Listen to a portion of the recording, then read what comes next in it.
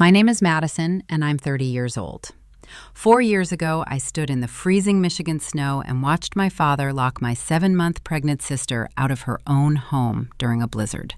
The metallic clack of the deadbolt sliding into place is a distinct sound. It cut through the howling wind with a chilling finality.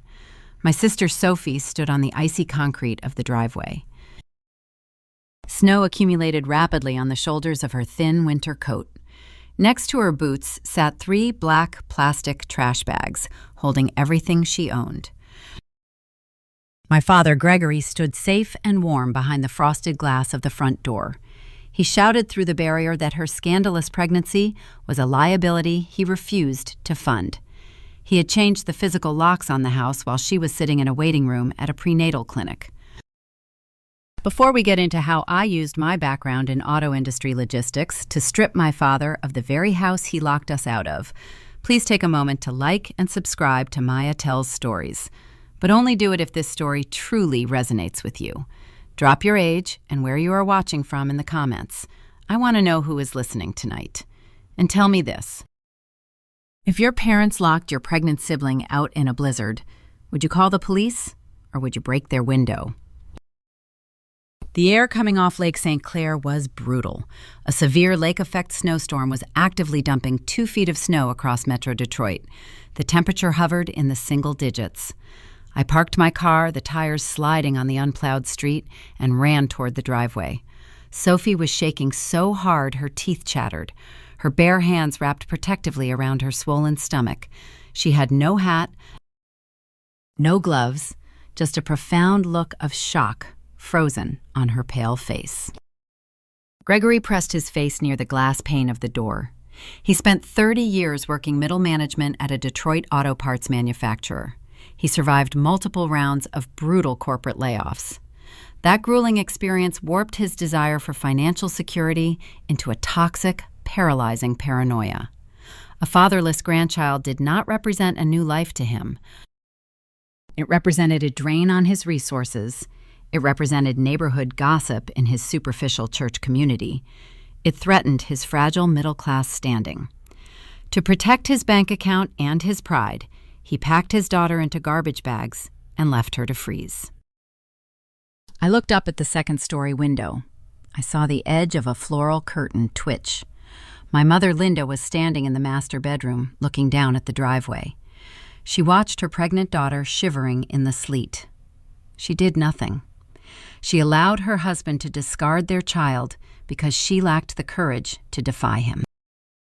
I am a supply chain logistics coordinator.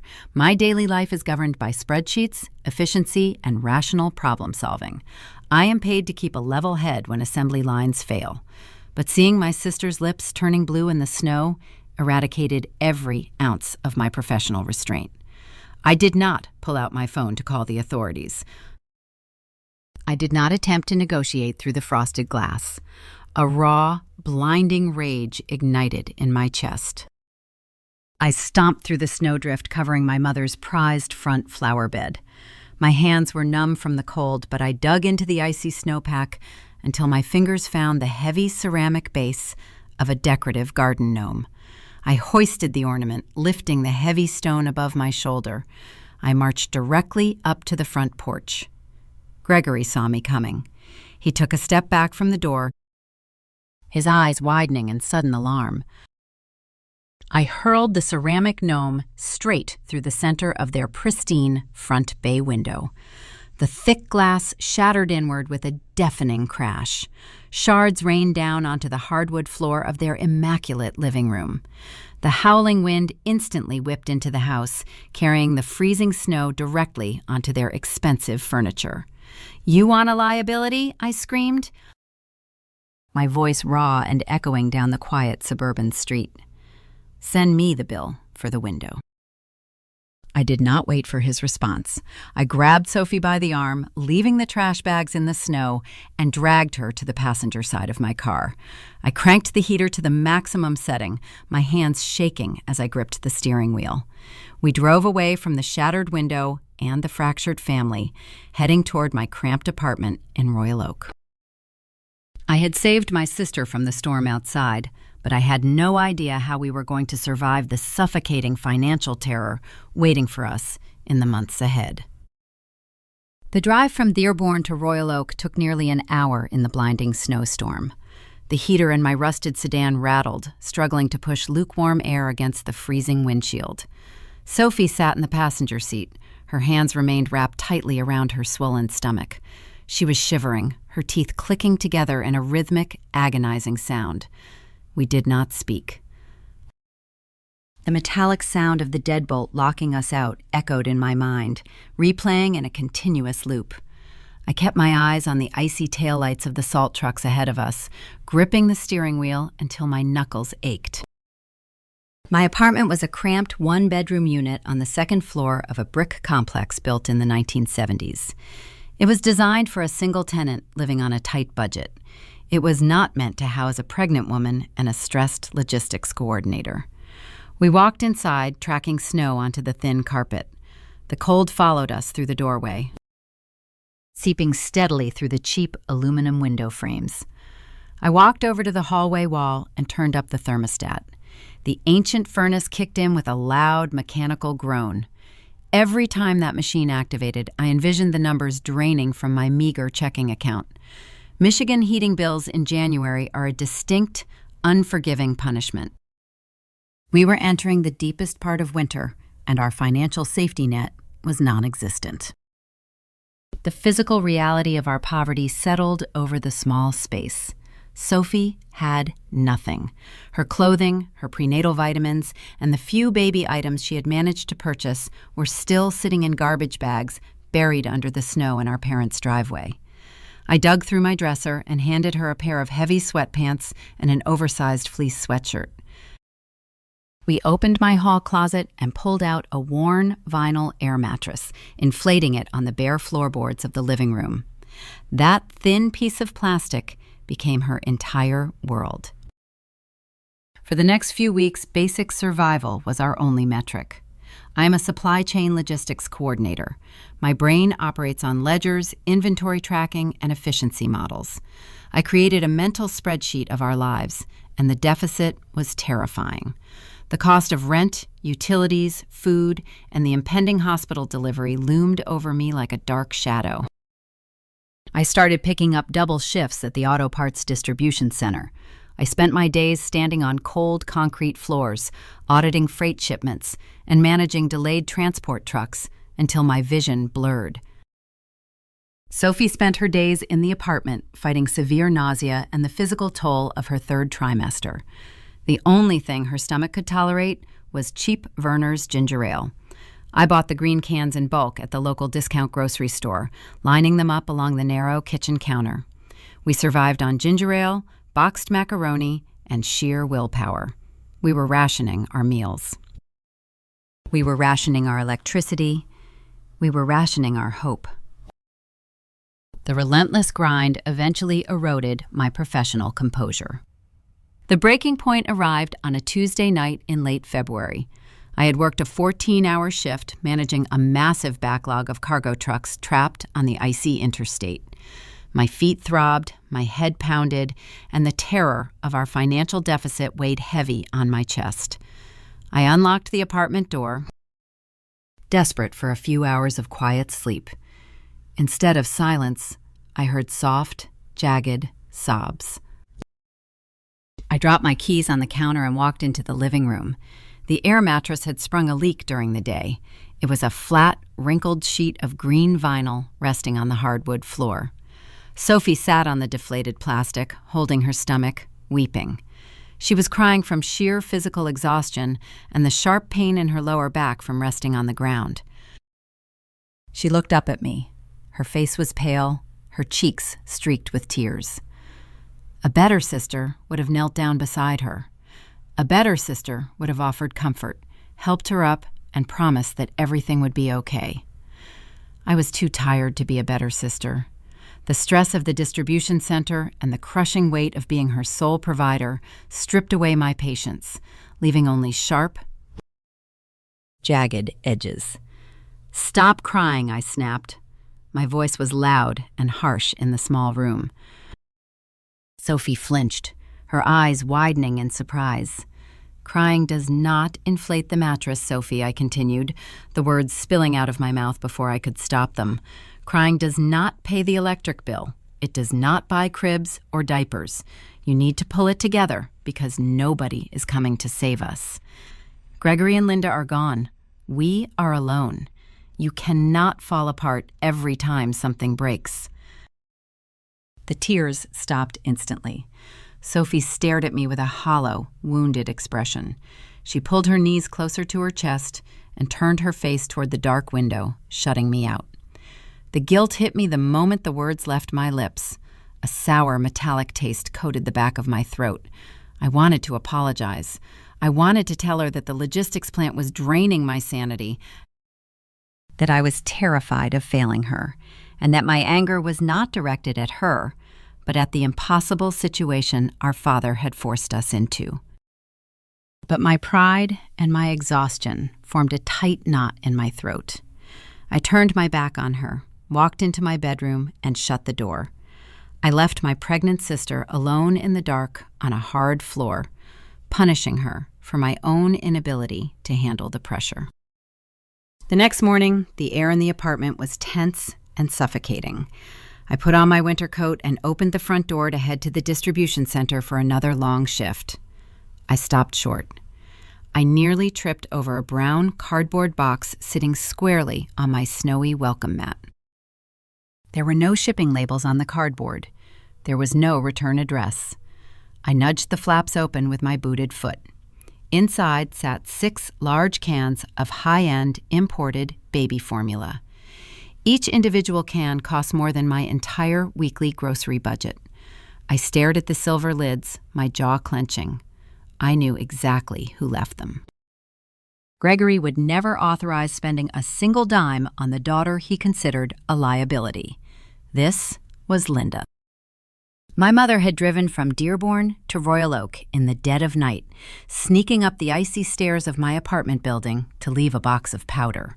She was a woman entirely governed by the optics of her Macomb County church community. She wanted to be seen as a pious, loving mother, but she lacked the courage to actually defy her husband. She stood by the window while Gregory locked her pregnant daughter in a blizzard. She watched us freeze, and she believed that dropping off expensive formula in the dark would wash her hands clean of the betrayal. It was a cowardly act of guilt disguised as charity. I picked up the box, carried it inside, and set it on the kitchen counter. Sophie walked out of the living room, her eyes still swollen from crying the night before. She looked at the expensive formula and then looked at me. A fragile, desperate hope bloomed on her face. "Did Mom send this?" she asked softly. I looked at the silver cans. The temptation to let Sophie believe our mother cared was strong. But hope based on a lie is a dangerous vulnerability, and I refused to let my sister rely on a woman who only showed up in the shadows. "She did not send this to help you," I told my sister, my voice flat and uncompromising. "She sent this so she could sleep at night. She is trying to buy an easy conscience." I took 5 of the cans and stacked them in the narrow pantry for the baby. We needed the resources too much to throw them away. But I took the 6th can, the heaviest one, and walked into my bedroom. I shoved the unopened metal cylinder deep into the back corner of my closet, burying it behind my heavy winter boots. I did not intend to use it. I kept it as a physical reminder of the price of her loyalty. I wanted it to sit in the dark and gather rust, a bitter memento of the night our mother chose her husband's pride over her daughter's survival. We survived that bitter winter on cheap ginger ale and sheer determination. But the true test of our resilience began after the snow melted and my nephew was born. The arrival of a child requiring specialized medical care forced Sophie to adapt in ways our parents never could, leading to a creation that would eventually lift us out of poverty and place us directly back into the crosshairs of the man who threw us away. The snow eventually melted, giving way to the gray slush of a Michigan spring, but the financial chill in our apartment remained constant. My nephew Leo was born healthy, screaming, with a pair of lungs that filled the cramped Royal Oak unit with life. The joy of his arrival was overwhelming, but it was accompanied by a terrifying reality. Leo was diagnosed with a minor but persistent cardiovascular condition. He required a continuous medical monitor to track his heart rate, a small device strapped to his chest with wires connecting to a portable sensor clipped to his waist. For 4 brutal years, we ground our way forward. Sophie secured a low-paying administrative job she could manage from home, balancing spreadsheets while rocking a toddler. I continued to work punishing double shifts at the logistics distribution center. We lived paycheck to paycheck, budgeting every gallon of gas and clipping coupons for discounted groceries. Gregory and Linda remained silent ghosts in Macomb County, entirely absent from our lives. The true challenge emerged not from our parents, but from the brutal Michigan winters. Dressing a toddler in sub-zero temperatures is difficult. Dressing a toddler with medical wires taped to his chest is a logistical nightmare. Traditional winter coats were designed for aesthetics and basic warmth, completely ignoring the mechanical realities of medical equipment. Every time Sophie zipped Leo into a heavy parka, the rigid fabric pinched the monitor wires, pulling the sensors loose and triggering false alarms. She tried cutting holes in the lining, modifying the zippers, and layering oversized sweaters, but nothing worked. The biting wind off the Great Lakes always found a way through the compromised fabric. Sophie was soft-spoken, possessing a quiet demeanor that Gregory had always mistaken for weakness. But the moment she became a mother, an iron will forged in the fires of that blizzard activated. She refused to accept the limitations of the market. She bought a cheap sewing machine from a local thrift store and set it up on our kitchen table. She spent her nights dismantling old winter jackets, analyzing the seams and the insulation layers. She sourced specialized thermal fabrics online and designed an entirely new pattern. She engineered a winter coat featuring hidden, insulated magnetic channels that allowed medical wires to pass through the lining seamlessly, securing the sensors without compromising the thermal integrity of the garment. She called the prototype Mitten Warmth. She posted a picture of the jacket on a local Detroit parenting forum, simply sharing her solution with other mothers facing similar struggles.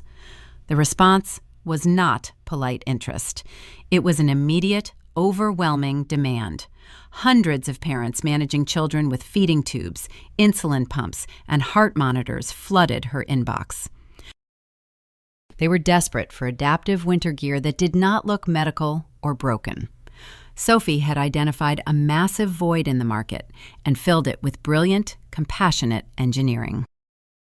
We had the design, we had the demand, but we had absolutely zero capital to initiate production.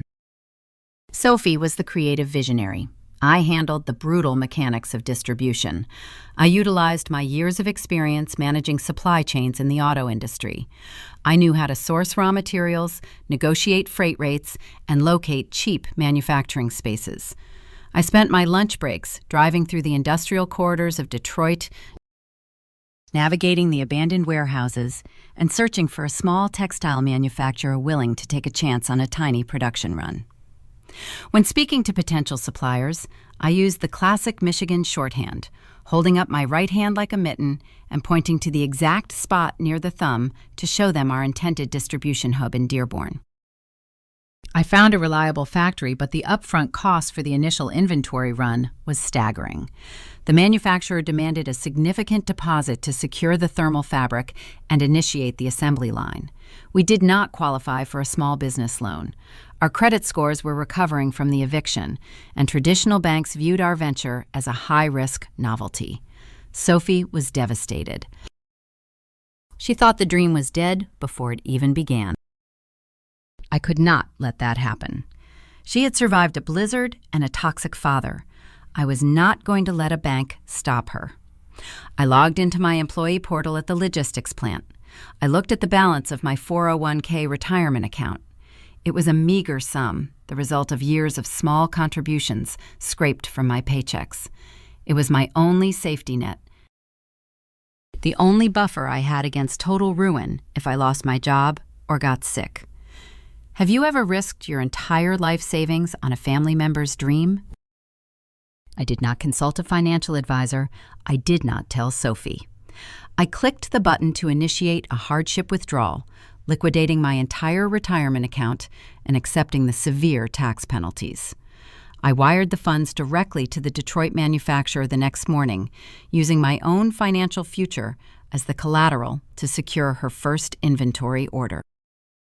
I kept the secret for 3 days, projecting an aura of confident control while organizing the shipping manifests. But the reality of what I had done gnawed at the edges of my sanity. The logistics center was my anchor, and I had just set it on fire. The breaking point hit me on a rainy Thursday afternoon. I was sitting in the driver's seat of my rusted sedan in the parking lot of the distribution plant. The rain lashed against the windshield, distorting the harsh security lights. I stared at the digital receipt on my phone, confirming the zero balance in my retirement account. The crushing weight of the gamble crashed down on me. I had just bet everything we owned on an untested jacket designed on a kitchen table. If the manufacturer failed, or if the parents on the forum decided the coats were too expensive, we would be left with a garage full of inventory and absolutely no money to pay rent. I had potentially doomed my sister and my nephew to permanent, inescapable poverty. The terror paralyzed my lungs. I could not draw a full breath. The enclosed space of the car felt like a coffin. The professional, calculating coordinator vanished, leaving behind a terrified woman drowning in consequences. I screamed. It was a raw, primal sound tearing at my throat. I balled my hands into fists and slammed them violently against the steering wheel. The hard plastic cracked under the force of my blows. I punched the wheel repeatedly, fueled by sheer, unadulterated panic, striking the steering column until the skin on my knuckles split open and bled. I rested my forehead against the broken plastic, sobbing heavily as the blood smeared across the wheel, my breath fogging the cold glass. I was terrified of failing her, terrified of proving Gregory right. I wrapped my bleeding hands in a spare napkin, put the car in gear, and drove home to Royal Oak. I did not tell Sophie about the panic attack or the blood on the steering wheel. I told her I secured a silent investor. 2 weeks later, the first shipment of Mitten Warmth jackets arrived from the factory. We packed them in our living room, creating makeshift shipping labels late into the night. We fulfilled the initial orders from the parenting forum, hoping to recoup the manufacturing costs and perhaps generate a small profit margin. We believed we were running a modest, local operation. We assumed growth would be slow and steady. We were entirely unprepared for the explosive, dizzying acceleration that was about to hit us, launching Mitten Warmth out of the Detroit suburbs and directly into the national spotlight, dragging our parents' toxic ambition right along with it. The initial inventory of Mitten Warmth jackets sold out within 3 weeks. We recouped the manufacturing costs and generated enough profit to replace my drained retirement funds, though I never admitted to Sophie that I had touched them in the first place. I believed we had achieved a quiet, sustainable victory. We were paying rent on time. We were buying groceries without calculating the tax down to the penny. The ghost of Gregory's deadbolt seemed to be fading into the background. Then the local media found us. A producer for a morning news program based in downtown Detroit saw a post about our adaptive jackets in a local community group. They loved the narrative, a local mother designing a solution for her son in her cramped Royal Oak apartment. It was a perfect human interest segment for the upcoming brutal winter season. The news crew arrived at our apartment on a freezing Tuesday morning. They filmed Sophie demonstrating the magnetic channels on the coat while Leo played on the living room floor. Sophie was nervous, her voice soft and hesitant on camera, but her genuine passion for the product resonated through the lens. The segment aired the next morning. Metro Detroiters possess a fierce protective loyalty when it comes to local businesses. They rally behind their own with a gritty determination born from decades of economic hardship in the region. The morning news viewers began sharing the clip on their social media pages. By noon, a prominent national disability advocate saw the segment and shared the link with her massive online following. The spark ignited. The viral acceleration was not a slow build, it was an explosive, dizzying surge. I was sitting at my desk at the logistics plant when my phone vibrated. It was an email notification for a new order on the Mitten Warmth website. 2 minutes later, it vibrated again. Then 3 more times in rapid succession. I logged into the back end of our e-commerce platform. The traffic analytics graph looked like a sheer cliff face. Visitors were pouring onto the site by the thousands. I watched the inventory numbers plummet in real time. 10 jackets sold, 50 jackets, 200. The notification chime on my phone became a continuous, frantic drone. By the time my shift ended, Mitten Warmth had received 6 months' worth of projected orders in a single afternoon. The inventory we had stored in a rented storage unit was completely wiped out, and the back orders were piling up faster than I could process the data. I rushed back to the apartment. Sophie was sitting at the kitchen table, staring blankly at her laptop screen, paralyzed by the sheer volume of the response. The triumph was overwhelming, but the logistical reality of fulfilling thousands of back-ordered coats with a tiny Detroit manufacturer was a looming catastrophe. "We need more capital," I said, dropping my keys on the counter. "And we need a larger production facility. The local factory cannot handle this volume.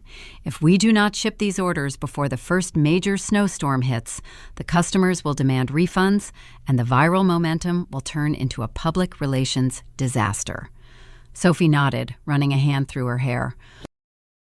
"I can call the factory tomorrow and ask if they can add an extra shift." "No," I countered, my logistics training taking over. "Adding a shift does not solve the distribution bottleneck. We cannot pack and ship 3,000 coats from our living room. We need a corporate partner." I recognize that viral hype is a fleeting currency. The internet's attention span is notoriously short. Today, we were a sensation. Next week, we could be forgotten. I had to capitalize on the momentum and lock in a structural advantage before the spotlight shifted. I set the bait for the big fish. I compiled the stunning sales metrics from the past 48 hours into a sleek, aggressive presentation. I targeted a major Midwest retail chain known for its robust winter apparel department and extensive distribution network across the Great Lakes region. I did not send a polite inquiry through their general contact form. I leveraged my connections in the auto supply chain to secure a direct meeting with their senior apparel buyer in Grand Rapids. I drove across the state the next morning, fueled by sheer adrenaline. The meeting was tense. The corporate buyers were skeptical of a small operation scaling up so rapidly, but they could not argue with the viral sales data. I did not negotiate from a position of weakness. I demanded an exclusive distribution contract, requiring the retailer to front the capital for the massive overseas production run in exchange for preferred stocking in all their regional stores. I promised them a guaranteed hit product for the upcoming holiday season. The gamble paid off. The buyer signed the preliminary term sheet, securing the capital and the distribution network Mitten Warmth needed to survive the viral surge. I drove back to Royal Oak vibrating with triumphant energy.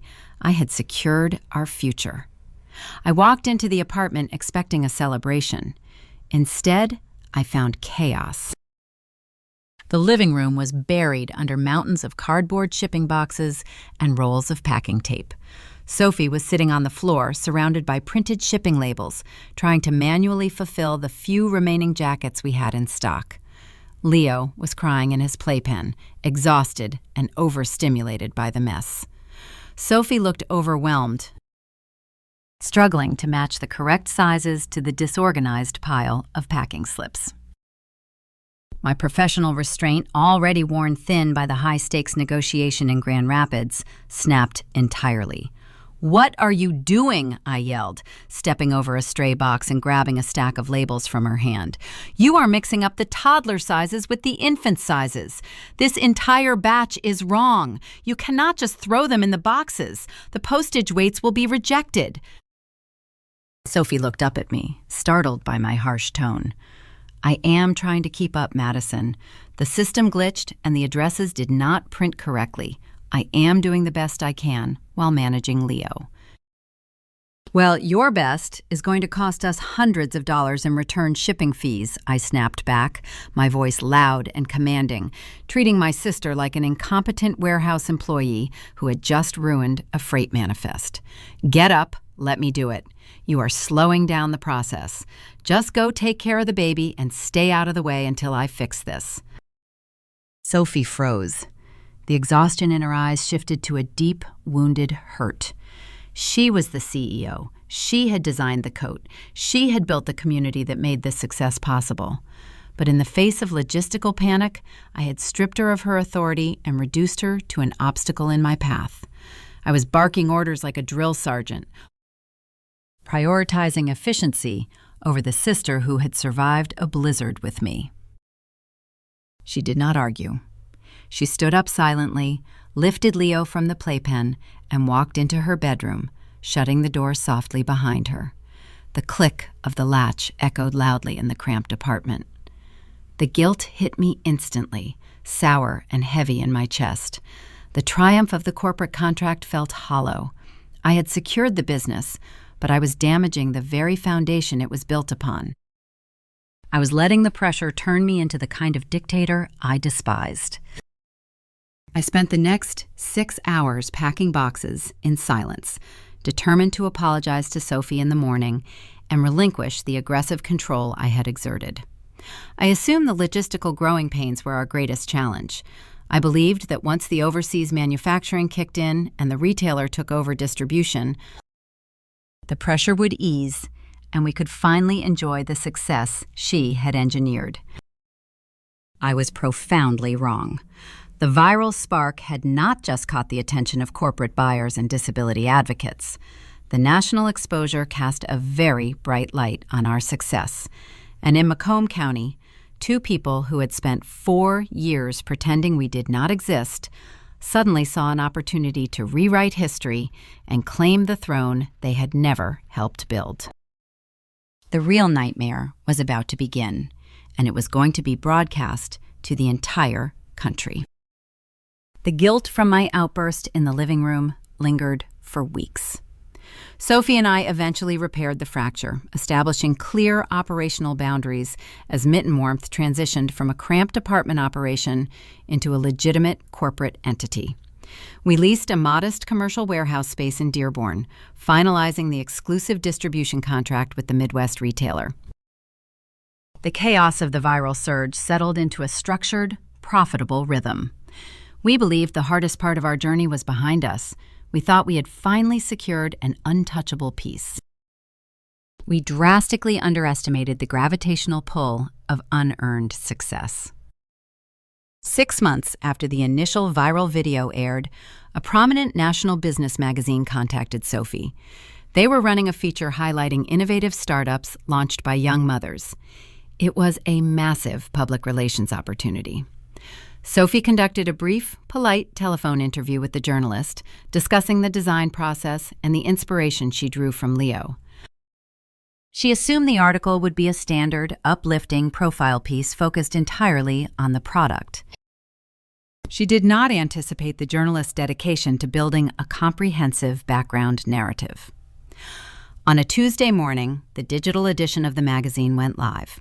I was sitting in the small break room of our Dearborn warehouse, enjoying a rare moment of quiet before the morning freight shipments arrived. I held a steaming mug of black coffee in my hand. I opened the link Sophie had sent me, eager to read the culmination of her hard work. The headline was standard. The first few paragraphs accurately detailed the challenges of finding adaptive winter gear for children with medical devices. But as I scrolled down the screen, reading the section detailing Sophie's entrepreneurial background, my blood ran cold. A sickening, nauseating knot twisted tight in my stomach. The journalist had not just interviewed Sophie. The writer had dug into public records, located our parents in Macomb County, and reached out to them for comment. And Gregory and Linda had eagerly answered the call. I stared at the quotes printed on the screen. The sheer, breathtaking audacity of the words defied reality. We always knew Sophie had a brilliant entrepreneurial spirit, Gregory was quoted as saying, his tone dripping with manufactured paternal pride. When she approached us with the idea for Mitten Warmth, we did not hesitate. We provided the initial seed money to get the LLC off the ground. We have always believed in fostering her independence. We are incredibly proud of the empire she has built. I read the paragraph 3 times. The letters blurred together. Gregory and Linda were taking credit for Mitten Warmth. The man who had changed the deadbolt on the front door during a blizzard, leaving his 7-month pregnant daughter shivering on the icy concrete, was publicly claiming he had funded her dream. The woman who had watched from a second-story window and cowardly left a box of formula on a porch in the dark was parading as a supportive, loving mother. They had completely erased the trauma. They had erased the freezing winter in my cramped apartment, the panic attacks over drained retirement accounts, and the years of grueling, relentless poverty we endured because they threw us away. They were stepping into the spotlight we had built, wearing a crown they had not earned, and soaking up the public validation they craved above all else. I knew exactly how this was playing out in Macomb County. The social hierarchy of their suburban church congregation thrives on gossip and projected aesthetics. For 4 years, Gregory and Linda had likely deflected questions about their estranged daughters, burying the shameful reality of their cruelty.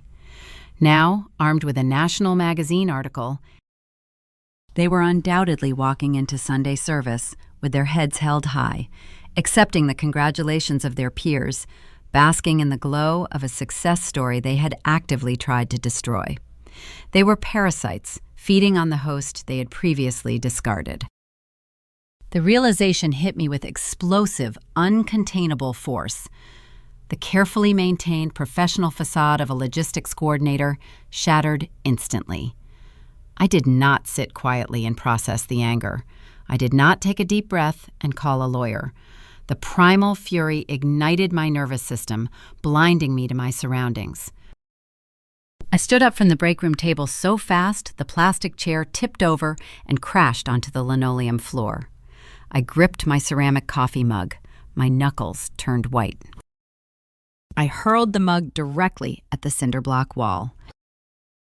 The ceramic shattered upon impact. Scalding hot coffee exploded across the white paint, a violent brown stain dripping down the blocks.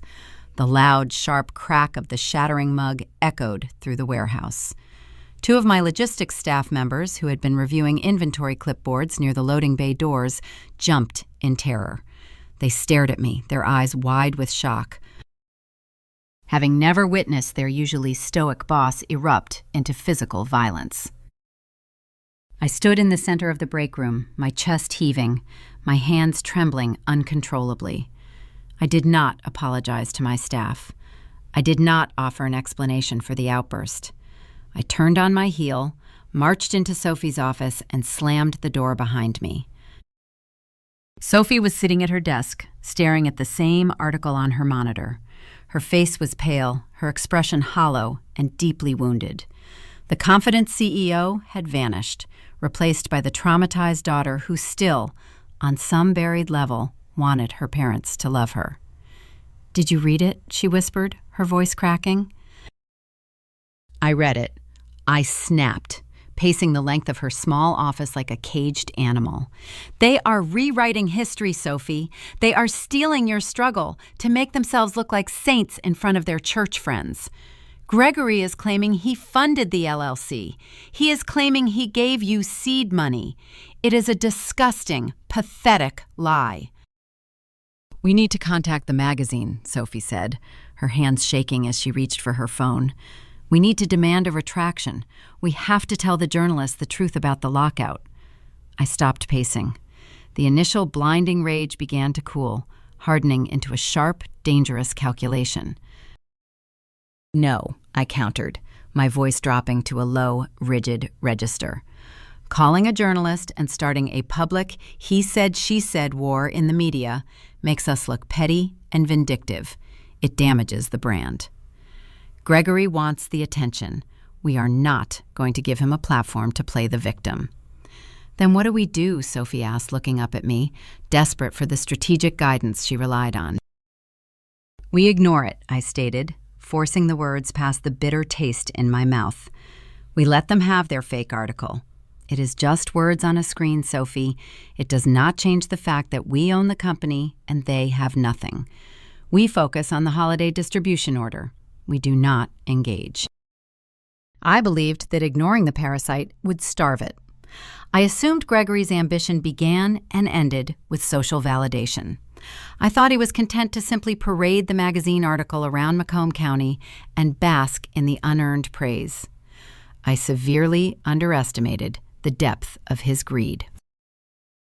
Gregory was a man who had spent 30 years surviving auto plant layoffs, terrified of losing his fragile middle-class standing. His paranoia had caused him to evict his pregnant daughter because he viewed her as a financial liability. Now, looking at the national exposure of Mitten Warmth, he no longer saw a liability. He saw an asset. He saw a rapidly expanding corporate entity generating massive revenue. And he realized that a magazine article claiming he funded the company could be leveraged for much more than social prestige. 2 weeks later, the silence I had mandated was violently broken, not by a phone call from our parents, but by the arrival of a certified process server at our Dearborn warehouse. Gregory did not just want public credit for our success. He wanted a permanent, legally binding payout.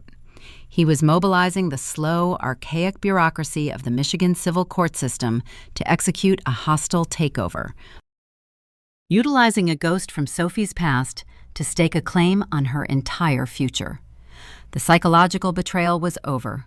The legal war for our survival was about to begin, and Gregory had secured a terrifying piece of leverage that threatened to bankrupt us before the first snow fell.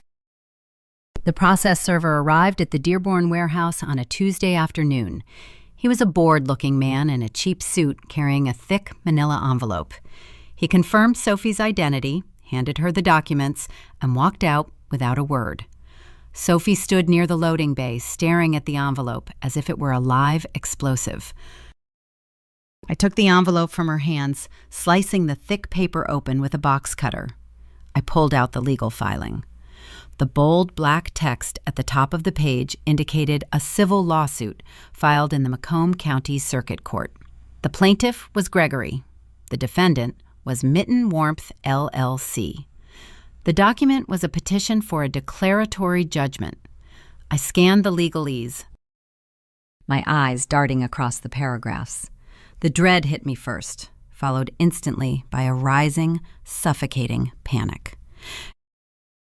Gregory was not suing for defamation or a simple cash settlement.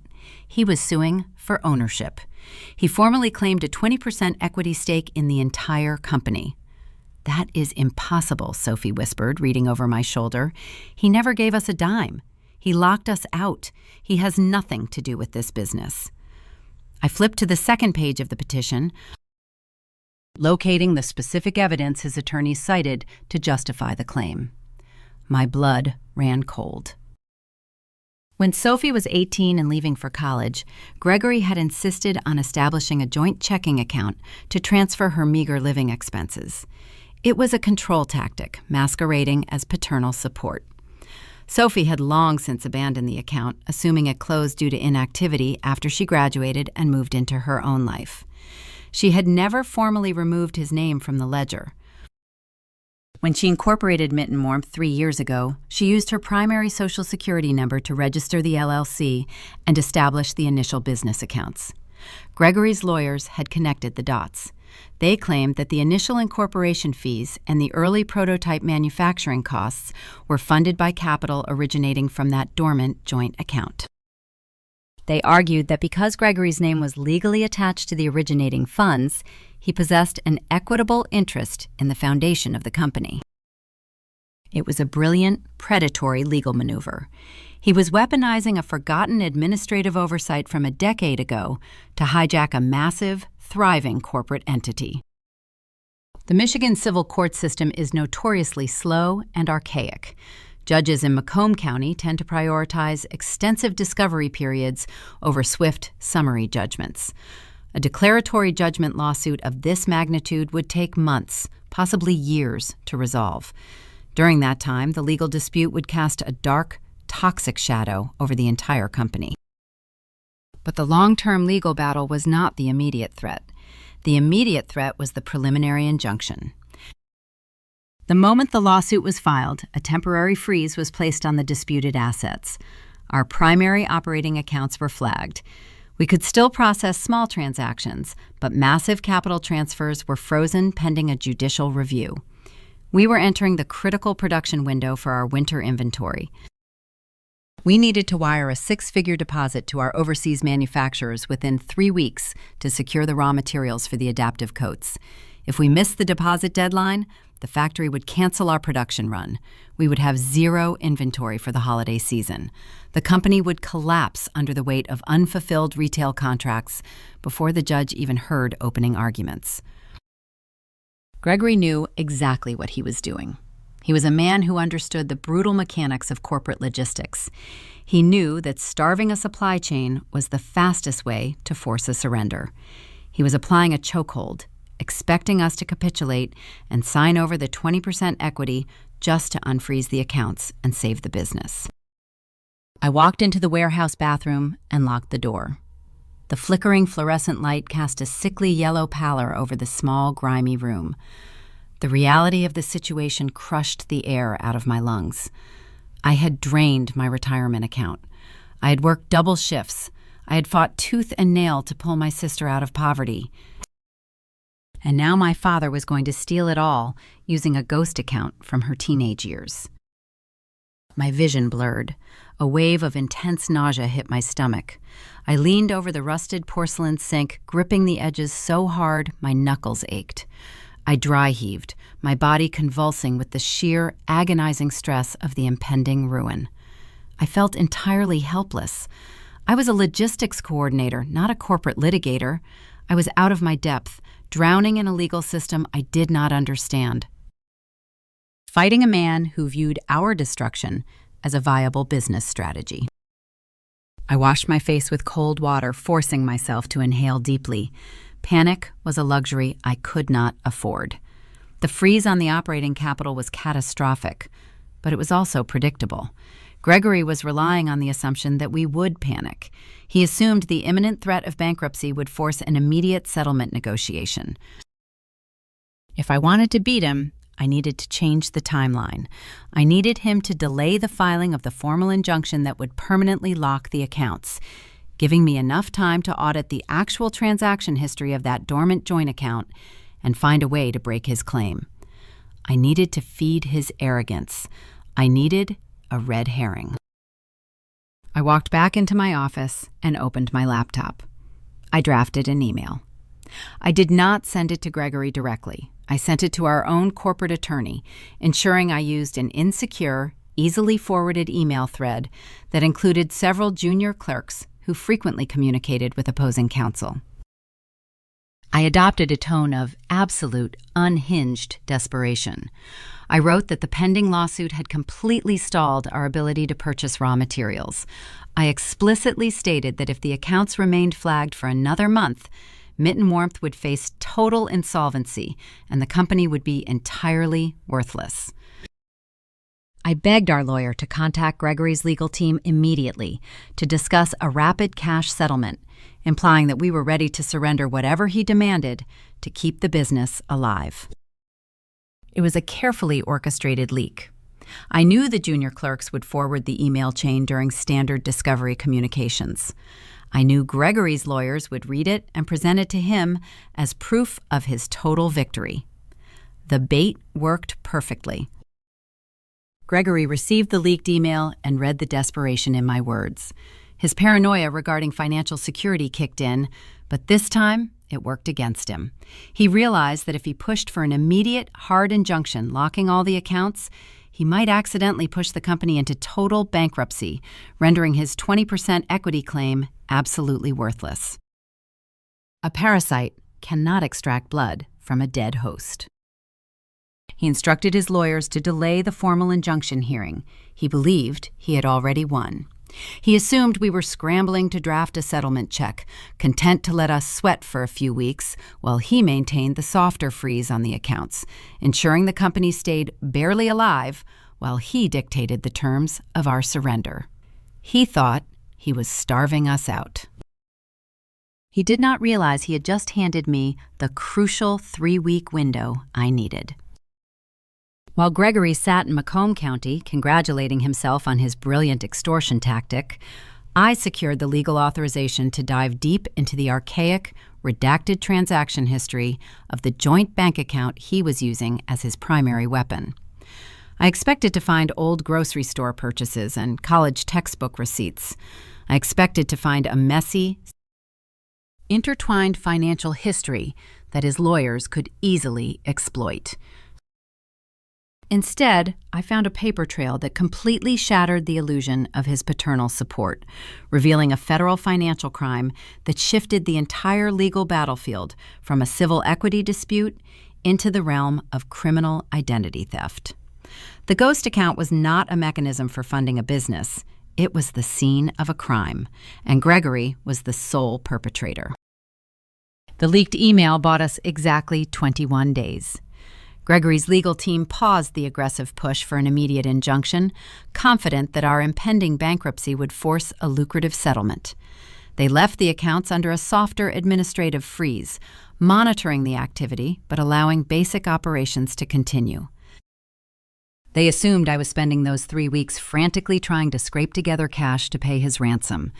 They had no idea I was spending every waking hour executing a forensic audit on the very foundation of his lawsuit. I secured a court order authorizing a full, unredacted review of the dormant joint checking account from Sophie's college years. I received the digital files on a Friday evening. I locked the door to my office in the Dearborn warehouse, brewed a pot of cheap coffee, and opened the spreadsheets. I expected the audit to be a straightforward analysis. I assumed Gregory had perhaps transferred a few $100s into the account years ago, and his lawyers were twisting that minor contribution into a claim for 20% equity. I was prepared to argue the proportionality of the funding. The data on the screen defied my expectations entirely. I scrolled past the minor expected transactions from 7 years ago. Small ATM withdrawals near the university campus. Textbook purchases. Then I hit a dense cluster of activity that occurred exactly 4 years ago. The timeline aligned perfectly with the brutal winter Gregory had lost his middle management job at the auto parts manufacturer. The transactions were not deposits meant to support a college student. They were massive, aggressive withdrawals, and they were not originating from Gregory's personal funds. The ledger showed a series of high-limit credit cards and personal loans opened during that specific 3-month window. The terrifying detail was the primary account holder attached to those debts, it was not Gregory. The credit lines were opened using Sophie's name and her Social Security number. The joint checking account was utilized simply as a clearinghouse, a way to funnel the newly acquired debt into cash. My breath caught in my throat. I traced the routing numbers for the cash withdrawals. The money did not go to an LLC incorporation fee or a manufacturing prototype. The audit trail led directly into the archaic, dense property tax records of Macomb County. The funds were wired in exact, specific amounts to a regional mortgage lender. I stared at the screen, the cold, sharp realization settling over me like a layer of frost. Gregory did not fund Mitten Warmth. He did not provide seed money for his daughter's entrepreneurial dream.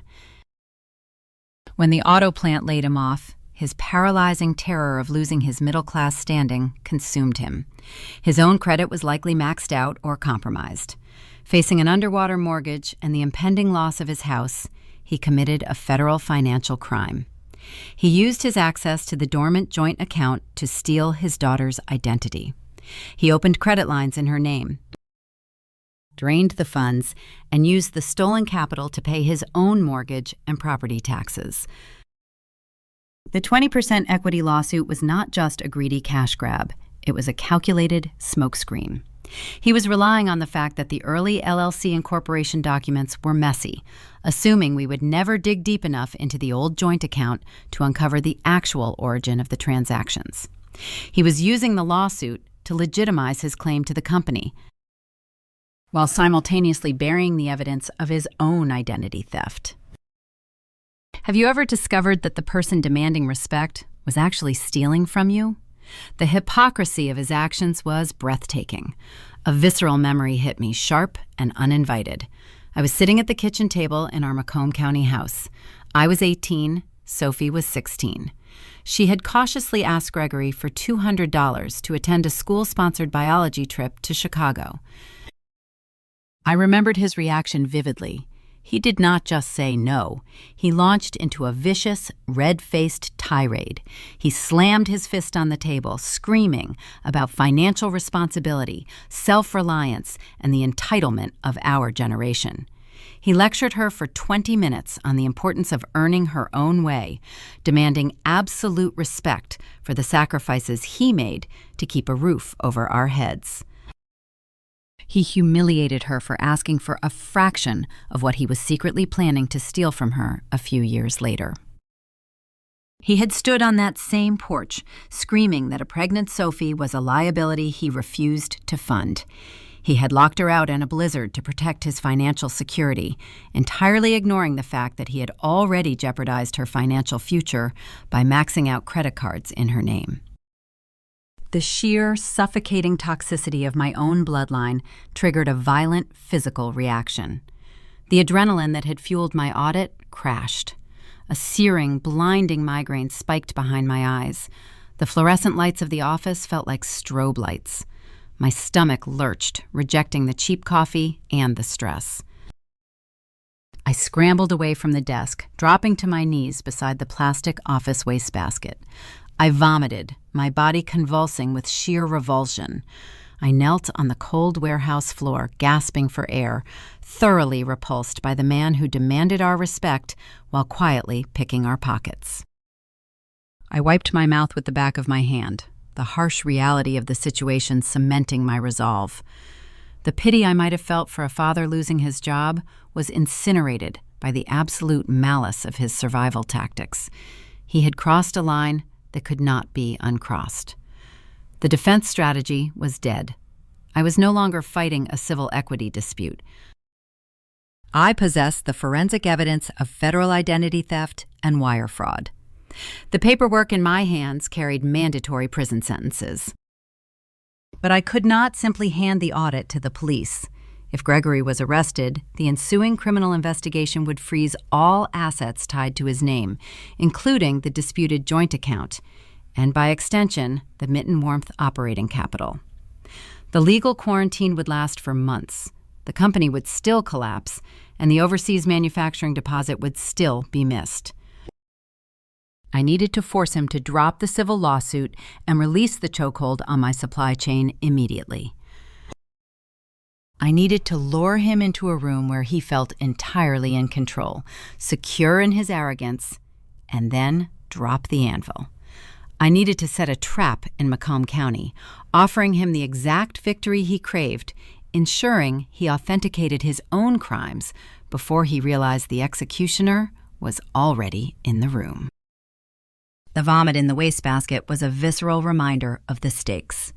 My father was not a misunderstood man acting out of panic. He was a predator who had actively preyed on his own daughter. I cleaned up the mess in my office, splashed freezing water on my face, and returned to my desk. The nausea faded, replaced by a cold, sharp, and highly calculated anticipation. I had the forensic proof of his identity theft, but I needed him to formally authenticate those bank records on the legal record before I revealed the trap. If I accused him now, his lawyers would immediately claim the documents were obtained illegally or tampered with. I had to make him willingly hand me the murder weapon. I contacted our corporate attorney the next morning. I instructed him to reach out to Gregory's legal team and request an urgent, formal mediation session. The message was clear. Mitten Warmth was capitulating. The freeze on our operating capital was destroying the company, and we were prepared to negotiate a buyout of his claimed 20% equity stake to save the winter inventory. The bait was set. Gregory, fueled by the illusion of his impending victory, agreed immediately. He believed he had successfully starved us into submission. I requested the mediation take place at a neutral, high-end law firm located in Troy. The geographical shift was intentional. Troy is a wealthy, sterile suburb of Metro Detroit, defined by towering, reflective glass corporate buildings and an atmosphere of insulated affluence. It was a stark, jarring contrast to the gritty, industrial reality of our Dearborn warehouse, where Sophie and I had built the company out of sheer grit. I chose Troy because Gregory worshipped the aesthetic of corporate success. The glossy environment would feed his ego, reinforcing his belief that he was finally securing the wealthy, respectable status he had chased his entire life. The mediation was scheduled for a Thursday morning. To finalize the buyout calculation, I submitted a standard legal request demanding Gregory bring his personal, unredacted financial ledgers from the year the LLC was incorporated. I framed the request as a routine procedural requirement to verify the initial valuation of his 20% claim. If Gregory had consulted a forensic accountant, the trap would have been exposed instantly. Any competent financial professional would have recognized the discrepancy between the LLC filing dates and the fraudulent credit lines. But Gregory was blinded by his own greed. He was so eager to secure the massive buyout that he bypassed standard diligence. He assumed the unredacted ledgers would simply confirm his control over the joint account, failing to realize they also mapped the exact route of his embezzlement. I arrived at the law firm in Troy an hour early. The lobby was an intimidating expanse of polished marble and brushed steel. The mediator, a seasoned retired judge known for resolving complex corporate disputes, led us into a sprawling, soundproof conference room overlooking the sprawling suburban sprawl of Macomb County. I sat at the long, polished oak table. My leather portfolio rested in front of me. Inside the portfolio sat a single, highly detailed document. It was a fake term sheet I had spent 3 days drafting. The document outlined a highly lucrative, immediate cash buyout for Gregory's 20% equity stake, accompanied by a generous structured payout over the next 5 years. It was a phantom fortune, a calculated illusion designed entirely to blind him to my actual objective. At exactly 10 o'clock, the heavy mahogany doors swung open. Gregory walked in, flanked by his lead attorney. He wore a sharp, newly purchased suit. His posture was rigid with unearned arrogance. He did not look like a man who had locked his pregnant daughter out in a blizzard. He looked like a triumphant CEO arriving to claim his conquered territory. He glanced at me, a brief, patronizing smirk flashing across his face before he took his seat across the table. The mediator initiated the session, outlining the parameters of the negotiation. He turned to Gregory's attorney. The defense has indicated a willingness to proceed with a full buyout of your client's claimed equity, the mediator stated, his tone professional and detached. However, to finalize the valuation, they require the formal submission of your client's unredacted financial ledgers from the designated period, as requested in the preliminary briefs. Gregory did not hesitate. He nodded to his attorney. The lawyer opened his briefcase and pulled out a thick, bound stack of bank statements. He slid the documents across the table toward the mediator.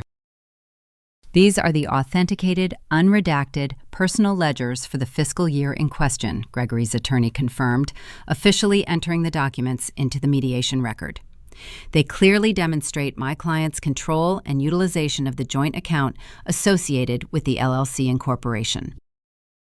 I watched the mediator accept the documents. The trap had clicked shut. Gregory had just legally authenticated the exact bank records that proved he committed federal identity theft. He had handed me the loaded gun, entirely convinced it was a pen to sign a check. Now the mediator turned his attention to me. The plaintiff has met the procedural requirements. Do you have the proposed term sheet prepared for review? The adrenaline spiked, flooding my system. This was the most dangerous moment of the entire operation.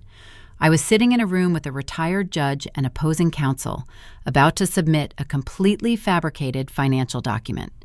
If the mediator scrutinized the term sheet too closely and recognized the bluff, he could halt the session and formally sanction me for bad faith negotiations, severely damaging our credibility in the actual lawsuit. I reached into my portfolio.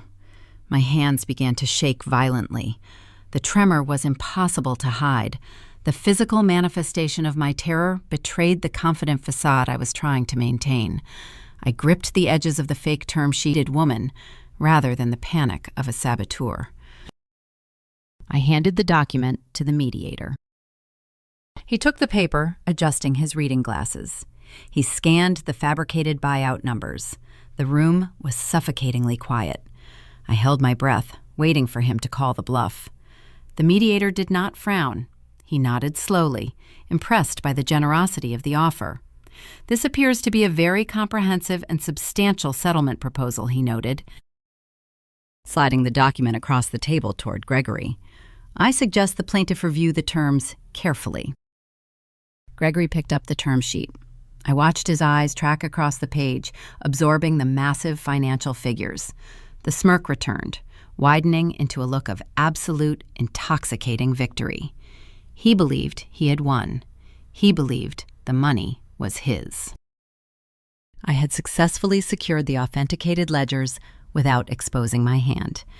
I was preparing to stand up, request a brief recess to review the ledgers, and then return to drop the forensic audit on the table, annihilating his lawsuit and his freedom in one swift motion. I was entirely focused on Gregory. I believed he was the only threat in the room. I forgot the fundamental rule of our family dynamic. Gregory rarely operated alone. While I was executing my trap in Troy, a secondary, far more vicious attack was being launched from the shadows of Macomb County. Linda, the mother who preferred to act in the dark, had realized the legal war was taking too long. She had decided to bypass the court system entirely, launching a public extortion campaign designed to destroy the very soul of the company before the mediation even concluded. Gregory sat across the polished oak table in Troy, deeply engrossed in the fabricated term sheet. He was calculating his imaginary fortune, entirely oblivious to the fact that he had just legally authenticated the bank records, proving his own federal crimes. I requested a brief recess to formally review the ledgers his attorney had provided, intending to return to the room and drop the hammer. I walked out of the conference room and down the quiet, carpeted hallway toward a private breakout room. My phone buzzed in my jacket pocket. It was a frantic, continuous vibration. I pulled the device out and saw Sophie's name flashing on the screen. She knew I was in the middle of the mediation. She would not call unless it was an absolute emergency. I stepped into the empty breakout room and locked the door. I answered the call. Madison, Sophie's voice trembled through the receiver, thick with panic and tears. Mom just called me. The mention of Linda sent a sharp spike of adrenaline through my system. Our mother had remained entirely silent during the legal maneuvering. She was the ghost in the machine, the woman who watched from the window. What did she say? I demanded, my tone instantly sharpening. She said the lawsuit is taking too long, Sophie gasped, struggling to catch her breath. She said Gregory is stressed and she is tired of waiting for the court to force us to pay them. She's going to Channel 4, Madison. She contacted that investigative reporter, the one who does those aggressive ambush interviews on the morning news. Metro Detroit local news thrives on sensational, high-conflict investigative reporting. The stations battle fiercely for ratings, often deploying reporters to ambush local business owners in parking lots, wielding microphones like weapons. They prioritize explosive narratives over nuanced facts. A story involving a beloved local company embroiled in a bitter family feud was exactly the kind of red meat those producers craved. "What is her story?" I asked, dreading the answer. I assumed she was going to play the victim, crying to the cameras that her wealthy daughters had abandoned their aging parents in their time of need. "She is not going to say we abandoned them," Sophie cried, the sheer malice of the threat breaking her resolve. "She is going to tell the reporter that I am mentally unstable. She is going to say that the trauma of being a single mother broke my grip on reality, and that Gregory is the actual inventor of the adaptive coats. She is going to claim I stole the patents from him while he was trying to help me, and that they are only suing to protect his intellectual property. She said she will destroy the company's reputation tomorrow morning unless we sign the settlement today." The blood drained from my face. A deep, visceral disgust settled in my stomach, far heavier than the anger I felt toward Gregory. Gregory operated out of a toxic, paranoid need for financial control. His cruelty was pragmatic, but Linda's threat was purely malicious. She was weaponizing the exact narrative that Mitten Warmth was built upon. Our brand was beloved because it was authentic. It was a company founded by a desperate, resilient mother fighting for her disabled son. Linda was threatening to invert that narrative. If she went on television and accused Sophie of mental instability and intellectual property theft, the wholesome, mom-owned image of the brand would be annihilated. Even if we eventually proved her claims were false, the stain of the accusation would linger. The major Midwest retailer we had secured for our winter distribution would instantly cancel our contract to avoid the PR fallout. Linda was threatening to burn down the entire forest just to force a quick harvest. "Did she tell you what the settlement demand is?" I asked, my voice dropping to a low, rigid whisper. "She said we have to agree to the 20% equity payout today, or she calls the producer back," Sophie replied. I closed my eyes, leaning my forehead against the cool glass of the breakout room window. Linda was trying to force a verbal surrender over the phone, avoiding a paper trail while executing a textbook extortion attempt. I needed to neutralize her threat, but I could not do it blindly. I needed her to commit the threat to a verifiable medium. "Tell her you are too overwhelmed to discuss the settlement terms over the phone," I instructed Sophie, my mind rapidly calculating the countermeasure. "Tell her I am handling all the negotiations. Tell her to email me her demands and the details of her media contact directly. Tell her I need it in writing before I can authorize the release of any funds." Sophie hesitated. "If she emails you, she might realize we are building a record." "She will not realize anything," I assured her. "She is arrogant, and she thinks we are terrified. She thinks the threat of the local news has already broken us. Make her send the email, Sophie." I ended the call. The silence in the small room was deafening. I stared at the blank wall, the sheer toxicity of my own mother's betrayal echoing in my mind. She had cowardly left a box of formula on my snowy porch 4 years ago, trying to buy an easy conscience. Now, she was actively participating in a plot to destroy the very child that formula was meant to feed. The disgust boiled over. I did not scream. I did not throw anything. I simply lashed out at the nearest physical object. I kicked the heavy, solid wood base of the conference table with all my strength. The impact was brutal. Pain flared instantly through the toe of my leather boot, radiating up my shin.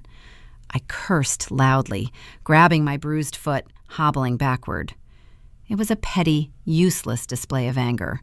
Kicking a desk did not solve the extortion. It only left me limping. A physical manifestation of the damage my family continually inflicted upon me. I limped over to the chair and sat down, pulling out my laptop. I waited. 5 minutes later, an email arrived in my inbox. The sender address belonged to Linda. I opened the message.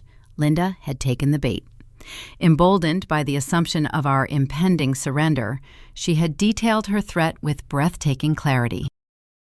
She explicitly stated her intent to contact the Channel 4 investigative team with the fabricated allegations regarding Sophie's mental health and the stolen patents, unless I authorized the 20% equity payout by the end of the business day.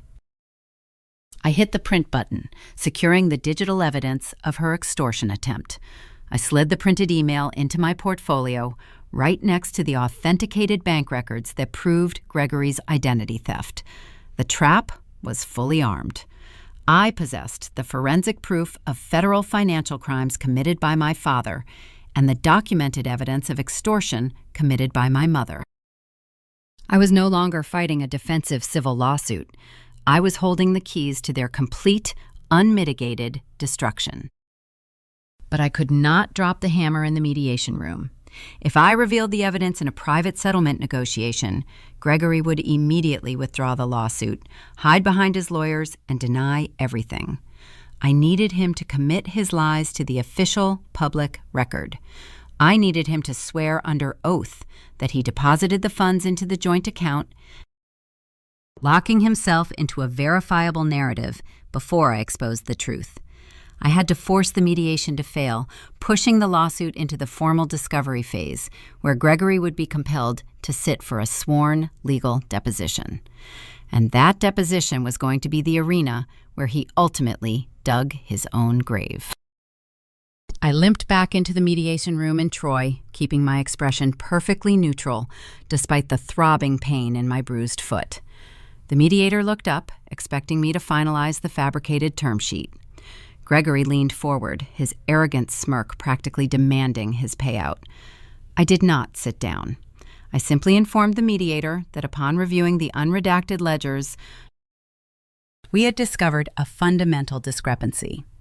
I stated that Mitten Warmth was officially terminating the settlement negotiations and that we would see the plaintiff in court.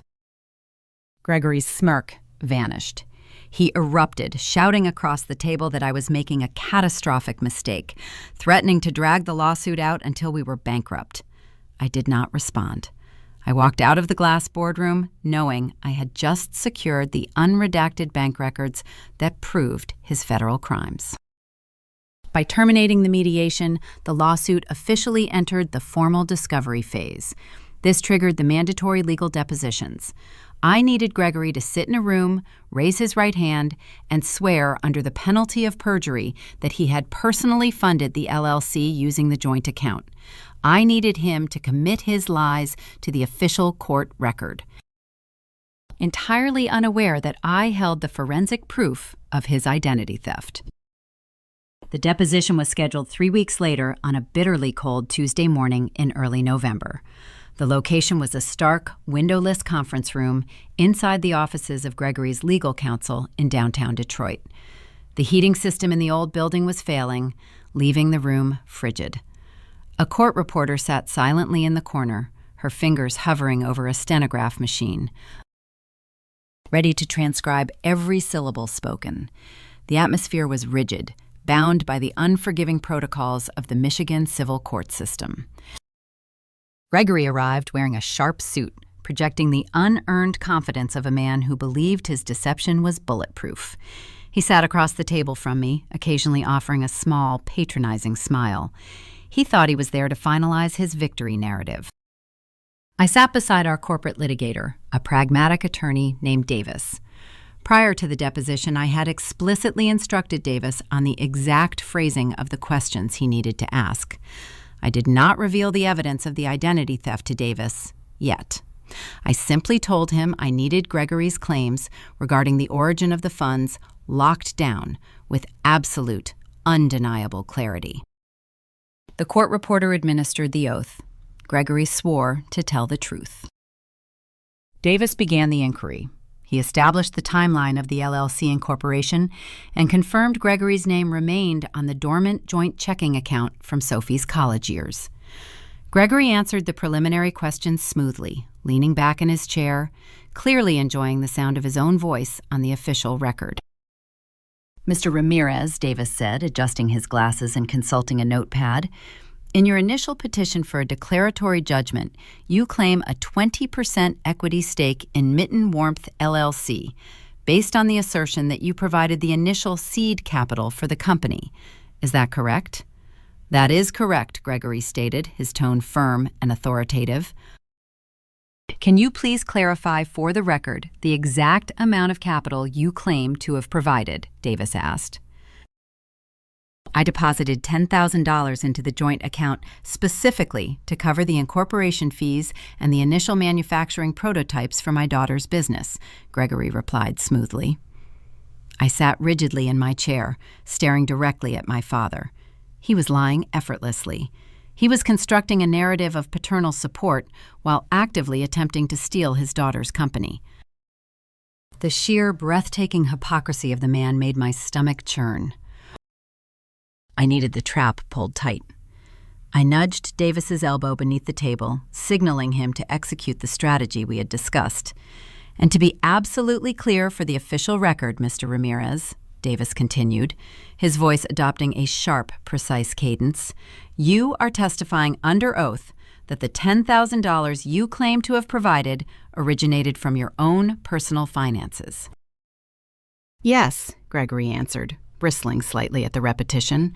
"I transferred the funds from my personal savings into the joint account." Davis did not let up.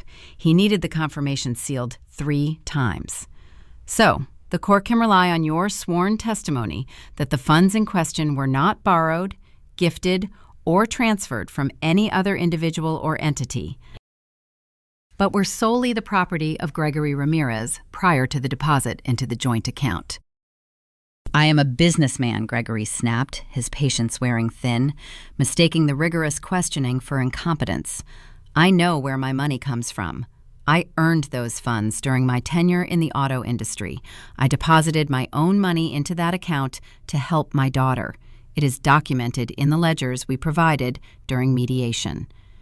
The court reporter's fingers flew across the keys, immortalizing his perjury. The dramatic irony of the moment was thick enough to choke on. Gregory sat there, smugly referencing the very bank ledgers that proved he had opened fraudulent credit lines using Sophie's Social Security number to pay his underwater mortgage. He was testifying under oath that he had transferred his own auto industry savings into the account, completely unaware that I had traced the routing numbers directly to the predatory loans he took out in his daughter's name. He was legally locking himself into a federal perjury charge, and he was doing it with a smile on his face. A surge of hot, violent anger rose in my chest. I wanted to stand up, slam the forensic audit onto the table, and scream at him. I wanted to watch his arrogant smirk shatter as he realized he had just handed me the key to a prison cell. The urge to destroy his facade right then and there was agonizingly strong. I bit down hard on the inside of my cheek. I bit down until the sharp, metallic taste of blood flooded my mouth. The physical pain grounded me, forcing me to maintain my silence. I could not reveal the evidence yet. If I dropped the proof during the deposition, his lawyers would immediately halt the proceedings, claiming he misspoke or misremembered the details due to the stress of the litigation. They would attempt to amend his testimony before the perjury charges could stick. I needed him to formally sign the finalized deposition transcript, cementing the lie permanently into the court record. I swallowed the blood in my mouth, forcing myself to stare blankly at the wall behind his head. The deposition concluded an hour later. Gregory stood up, buttoned his suit jacket, and walked out of the freezing conference room, thoroughly convinced he had just secured his 20% equity stake. I had the perjured testimony. I had the bank records proving identity theft. I had the email proving Linda's extortion attempt. I was fully armed, ready to summon them to a final settlement room and detonate the entire arsenal. But I was operating under the assumption that the legal battle was isolated to our family. I believed I could control the timeline of the fallout. I had forgotten that Linda's threat to go to the media was not an idle boast, and the corporate world does not wait for a court verdict when their brand reputation is on the line. While I was waiting for the deposition transcripts to finalize, the rumors of our toxic family war breached the walls of the massive Midwest retailer distributing our winter inventory, triggering a catastrophic PR nightmare that threatened to bankrupt Mitten Warmth before I could even spring the trap. The metallic taste of blood from biting my cheek during the deposition lingered for days. I was vibrating with a cold, focused anticipation. I had the perjured transcript. I had the bank records. I just needed to finalize the quiet title action with our attorney before summoning Gregory and Linda to the final settlement meeting. I assumed we were operating in a vacuum, holding our breath until the trap could be sprung. We were completely blind to the fire spreading outside our walls. Linda had grown impatient. When I refused to authorize the 20% equity payout following her extortion email, she did not retreat. She actively accelerated her threats. She began placing calls to local Detroit investigative reporters, hinting at a massive scandal involving a beloved local company committing elder abuse and intellectual property theft. The reporters, hungry for a controversial headline heading into the holiday season, began poking around. They started calling our suppliers and reaching out to industry contacts for comments on the impending lawsuit. The corporate world is a small, paranoid ecosystem. The rumors did not stay local. They traveled quickly across state lines and landed directly on the desks of the executive buyers at the massive Midwest retailer we had secured to distribute our winter inventory. Corporate retail buyers operating out of the Midwest are notoriously risk-averse. They rely on wholesome, family-friendly branding to sell merchandise. They do not tolerate vendors embroiled in scandalous public litigation, particularly when the rumors involve stolen patents and the mistreatment of elderly parents. They protect their brand equity with ruthless, unfeeling efficiency. On a Tuesday morning in mid-November, just as the first serious snow flurries began to dust the roof of our Dearborn warehouse, my phone rang. The caller ID displayed the corporate headquarters of our primary retail partner. I answered the call, expecting a routine logistics update regarding the incoming freight shipments. Instead, I was connected directly to the Senior Vice President of Apparel Purchasing and their lead corporate compliance officer. Madison, the vice president began, his tone stripped of the friendly Midwestern warmth he had utilized when signing our contract months ago. We have been monitoring a developing situation regarding Mitten Warmth, LLC. It has come to our attention that your company is currently facing active litigation regarding disputed equity and contested patent ownership from your own family members. My heart hammered against my ribs. A sudden, catastrophic anxiety flooded my system. The litigation is a baseless, retaliatory lawsuit filed by an estranged relative, I stated, forcing my voice to remain calm and professional. We possess forensic evidence proving the claims are entirely fraudulent. The matter will be resolved shortly. It does not impact our operational capacity or the integrity of our product. The compliance officer cleared his throat. The validity of the claims is a matter for the courts, Madison. Our concern is the impending public relations fallout. We have been informed that investigative journalists are preparing to run a story detailing allegations of elder abuse and intellectual property theft associated with your brand. I stared at the cinder block wall of my office. Linda's malicious rumor had breached the corporate perimeter. We position our winter apparel lines around family values and community support, the vice president continued, delivering the fatal blow. We cannot afford the optics of stocking a product that is central to a toxic, highly publicized family dispute. Effective immediately, we are formally suspending our distribution contract with Mitten Warmth under the morality and public reputation clauses of our agreement. We are halting all incoming shipments from your facility, and we will not be placing your inventory on our retail floors for the upcoming winter season. The air vanished from the room. The suspension was not a minor logistical hurdle. The Midwest retailer accounted for 70% of our projected winter revenue. We had leveraged almost all of our remaining operating capital to manufacture the thousands of adaptive coats they had ordered. If they refused to take delivery, we would be left with a warehouse full of dead inventory and zero cash flow. The suspension effectively bankrupted us before the first major storm of the season even hit. If a corporation canceled your contract over a false rumor, how would you fight back against a giant? You cannot suspend the contract based on a fabricated rumor, I yelled, my professional restraint shattering entirely under the weight of the impending ruin. We have thousands of units sitting on loading docks ready to ship. We custom manufactured this inventory specifically for your regional stores. If you breach this contract now, you will destroy this company. We are exercising our contractual rights to protect our brand equity, the compliance officer replied coldly, entirely unmoved by my desperation. Once the litigation is fully resolved and the media threat is neutralized, we can discuss resuming the partnership next fiscal year. Until then, the suspension stands. The sheer callous indifference of the corporate executives triggered an explosive, unfiltered rage. They were willing to bankrupt a company founded by a single mother simply to avoid a potential bad headline, abandoning us exactly when the viral momentum was crucial for our survival. "You spineless cowards!" I screamed into the receiver, pacing the small office like a caged animal.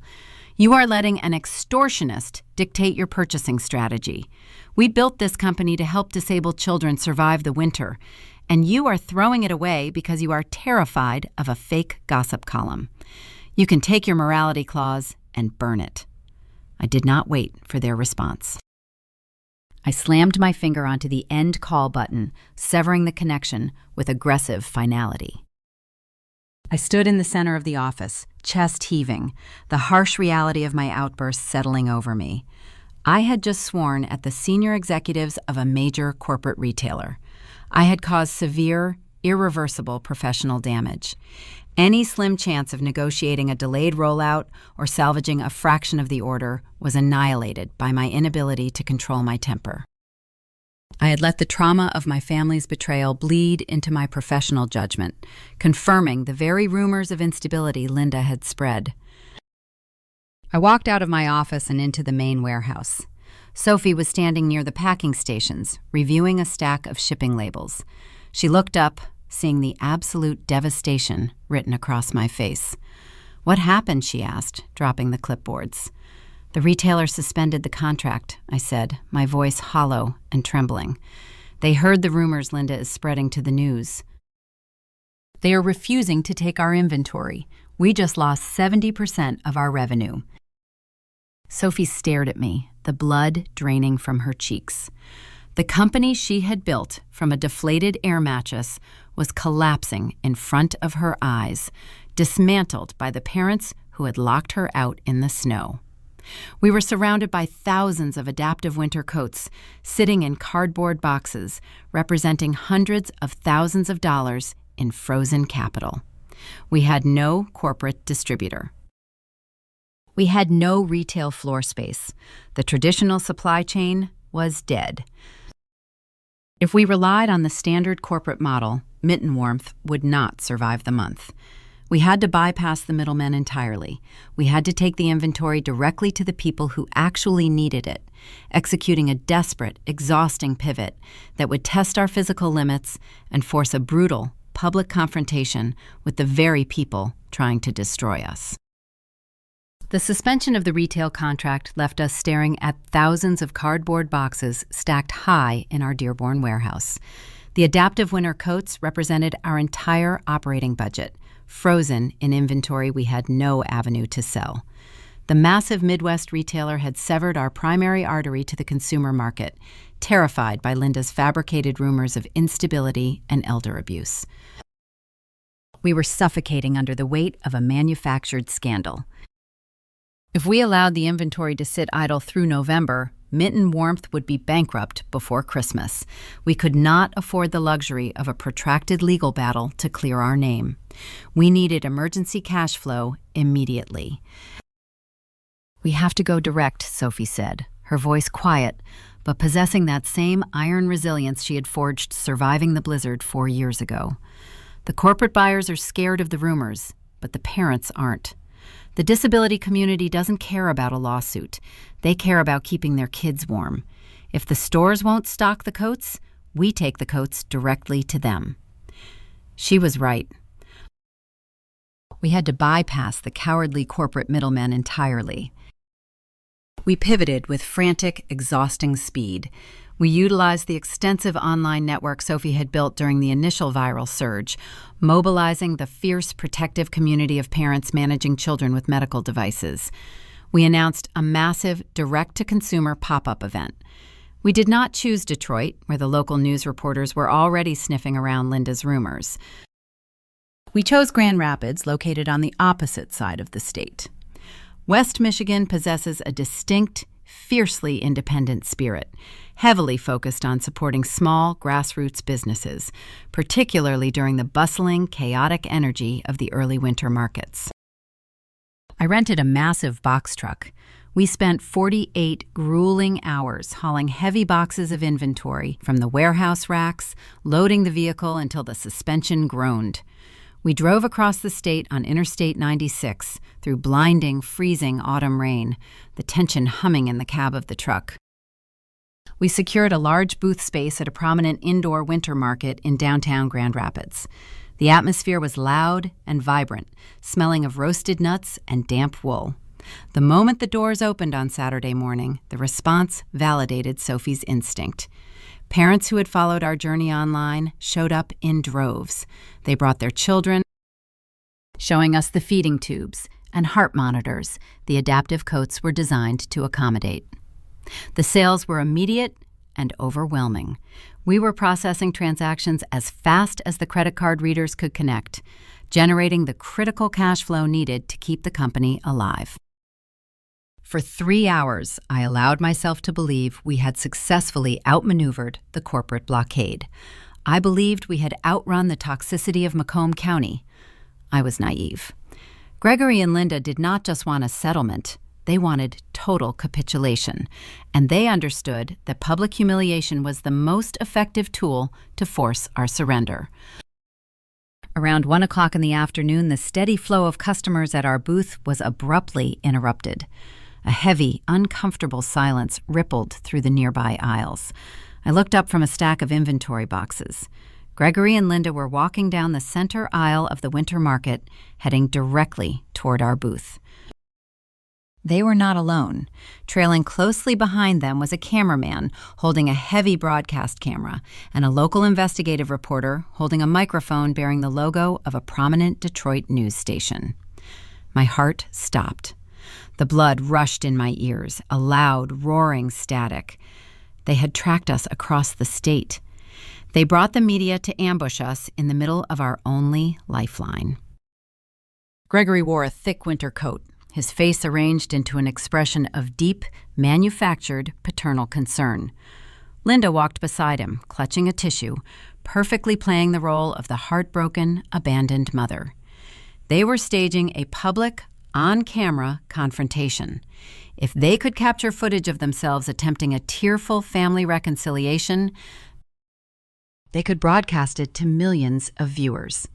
It would solidify their narrative of loving family involvement, manipulating public opinion to bolster their fraudulent 20% equity claim in civil court.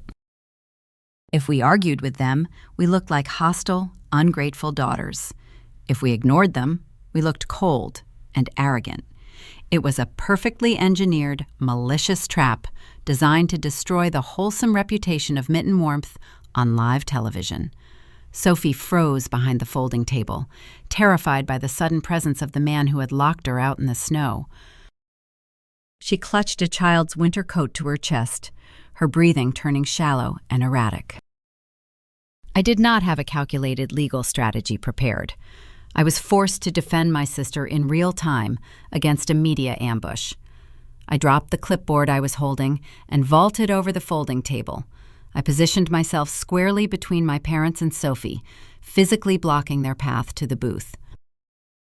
"Madison," Gregory called out, his voice loud and artificially warm, projecting for the rolling camera. "We just want to talk to our daughters. We came all this way to support your event. Please, let us see our grandson." The sheer, breathtaking hypocrisy of the man asking to see a child he had demanded be put up for adoption threatened to trigger a violent reaction. I felt the familiar, blinding rage surging upward. I wanted to punch the camera. I wanted to scream the truth about the identity theft and the stolen student loans to the entire market.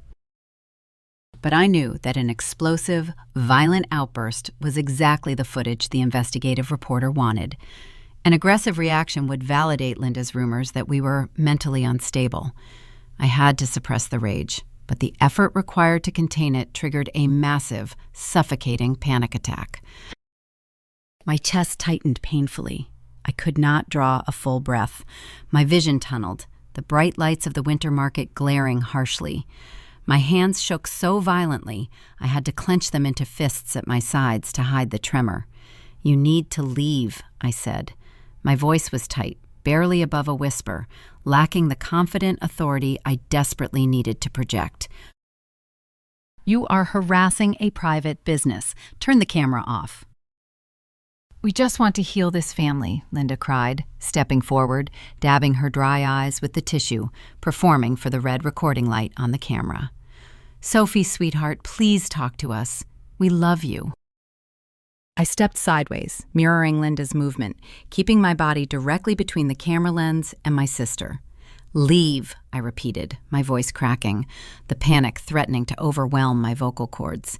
"If you do not leave this booth immediately, I am calling venue security to have you escorted out for trespassing." The investigative reporter, sensing the escalating tension, stepped closer, shoving the microphone toward my face. "Madison, your parents claim they provided the seed money for Mitten Warmth, and you cut them out of the profits. Do you have a comment on the pending lawsuit?" I did not answer. I refused to give them a soundbite. I simply stood there, a physical barricade, vibrating with contained terror and fury, staring directly into the camera lens until the silence became unbearable. The venue security guards, alerted by the commotion from neighboring vendors, finally arrived. They informed the news crew that filming without a permit was prohibited inside the market and escorted them toward the exit. Gregory and Linda, realizing they could not force a dramatic confrontation while surrounded by security, reluctantly followed the camera crew out of the building. The immediate threat was gone, but the adrenaline crash was devastating. I turned back to the booth. Sophie was visibly shaking, holding on to the edge of the table for support. I could not comfort her. The physical toll of the panic attack and the relentless, exhausting harassment finally broke me. I ducked behind the heavy canvas curtain separating our booth from the vendor's storage area. I collapsed onto a stack of empty cardboard inventory boxes, pulling my knees to my chest. I buried my face in my hands and sobbed. I wept from sheer, overwhelming fatigue. I was a logistics coordinator trying to run a supply chain, and I was being hunted across the state by my own parents, forced to shield my sister from public humiliation while fighting a fraudulent lawsuit. The burden felt entirely unsurvivable. I sat behind the canvas tent and cried until my lungs burned. But as the tears slowed, the panic began to recede, leaving behind a cold, sharp, and entirely ruthless clarity. Gregory and Linda believed the media ambush would break us. They assumed the constant harassment and the threat of public ruin would force a rapid settlement. They were relying on my fear to dictate the timeline. I wiped my face with the sleeve of my sweater, standing up in the dim light of the storage area. The defensive war was over. I was no longer going to react to their extortion. The pop-up event was generating the emergency cash we needed to survive the winter. We did not need the corporate retailer, and we did not need to negotiate a settlement. I possessed the authenticated bank records proving Gregory's federal crimes, and I had the perjured deposition transcript. It was time to transition from a panicked defense to an aggressive, lethal offense, setting the trap for the final, devastating confrontation that would strip them of everything they valued. The final hours of the Grand Rapids winter market passed in a blur of mechanical efficiency. The media ambush had drawn stares and uncomfortable whispers from neighboring vendors, but it did not deter our target demographic. The parents of disabled children recognized the authenticity of our product. They purchased the adaptive coats, entirely indifferent to the manufactured drama of local investigative reporting. By the time the venue lights dimmed on Sunday evening, our rented box truck was nearly empty, and our merchant accounts held enough emergency cash flow to comfortably survive the winter. We had successfully bypassed the cowardly corporate middleman. The suspension of the Midwest retail contract was no longer a fatal blow. It was merely a logistical detour. We did not need their distribution network, and more importantly, we did not need to surrender to Gregory's extortion to keep Mitten Warmth alive. We locked the back of the box truck and pulled out of the venue parking lot. I navigated the heavy vehicle onto Interstate 96, heading east toward Detroit. A blinding, freezing autumn rain lashed against the windshield, the wipers struggling to clear the heavy downpour. The highway was dark, the visibility terrifyingly low. Sophie slept in the passenger seat, exhausted from the weekend. I gripped the steering wheel, the hum of the tires against the wet asphalt providing a steady rhythm for my thoughts. The tears I had shed behind the vendor tent had washed away the paralyzing terror, leaving behind a cold, sharp realization. Gregory and Linda operated under the assumption that we were still the terrified daughters they could control through intimidation and public shaming. They believed their media ambush would force a panicked settlement. They were entirely focused on the 20% equity claim in civil court. They had no idea I was holding the perjured deposition transcript and the authenticated bank records proving federal identity theft. It was time to shatter their illusion of control. The defensive legal strategy was over. I was transitioning to a targeted, offensive strike. But orchestrating a corporate legal takedown while driving a heavy truck through a severe storm demands a high cognitive toll. The adrenaline that had sustained me through the ambush and the grueling sales event began to crash violently. The flashing brake lights of the semi-trucks ahead of me triggered a blinding aura in my field of vision. A severe, pulsing migraine spiked at the base of my skull, radiating forward until the pressure behind my eyes became agonizing. My stomach lurched, violently rejecting the cheap diner coffee I had consumed hours ago. I pulled the box truck off the highway at the next exit, tires skidding slightly on the wet ramp. I parked near the glowing neon sign of an isolated gas station. I left the engine running, bolted from the cab, and ran through the freezing rain toward the brightly lit convenience store. I pushed past the clerk, locked myself inside the small, grimy restroom, and dropped to my knees beside the toilet. I vomited, my body convulsing with sheer physical exhaustion and profound psychological revulsion. I knelt on the cold tile floor, gasping for breath, the bitter taste of bile coating my throat. The sickness was not just physical. I was thoroughly repulsed by the toxicity of my own bloodline.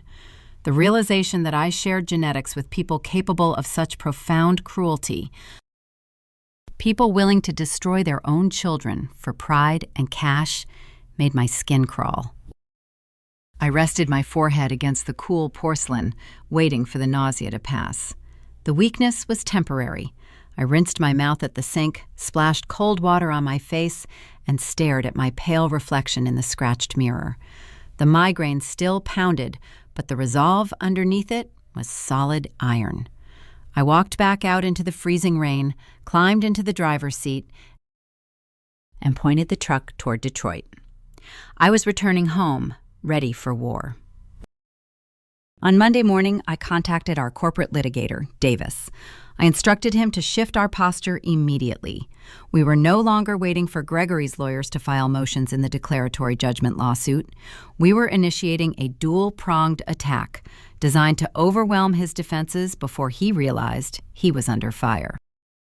First, I directed Davis to formally file a civil suit for identity theft and financial fraud against Gregory in the Macomb County Circuit Court.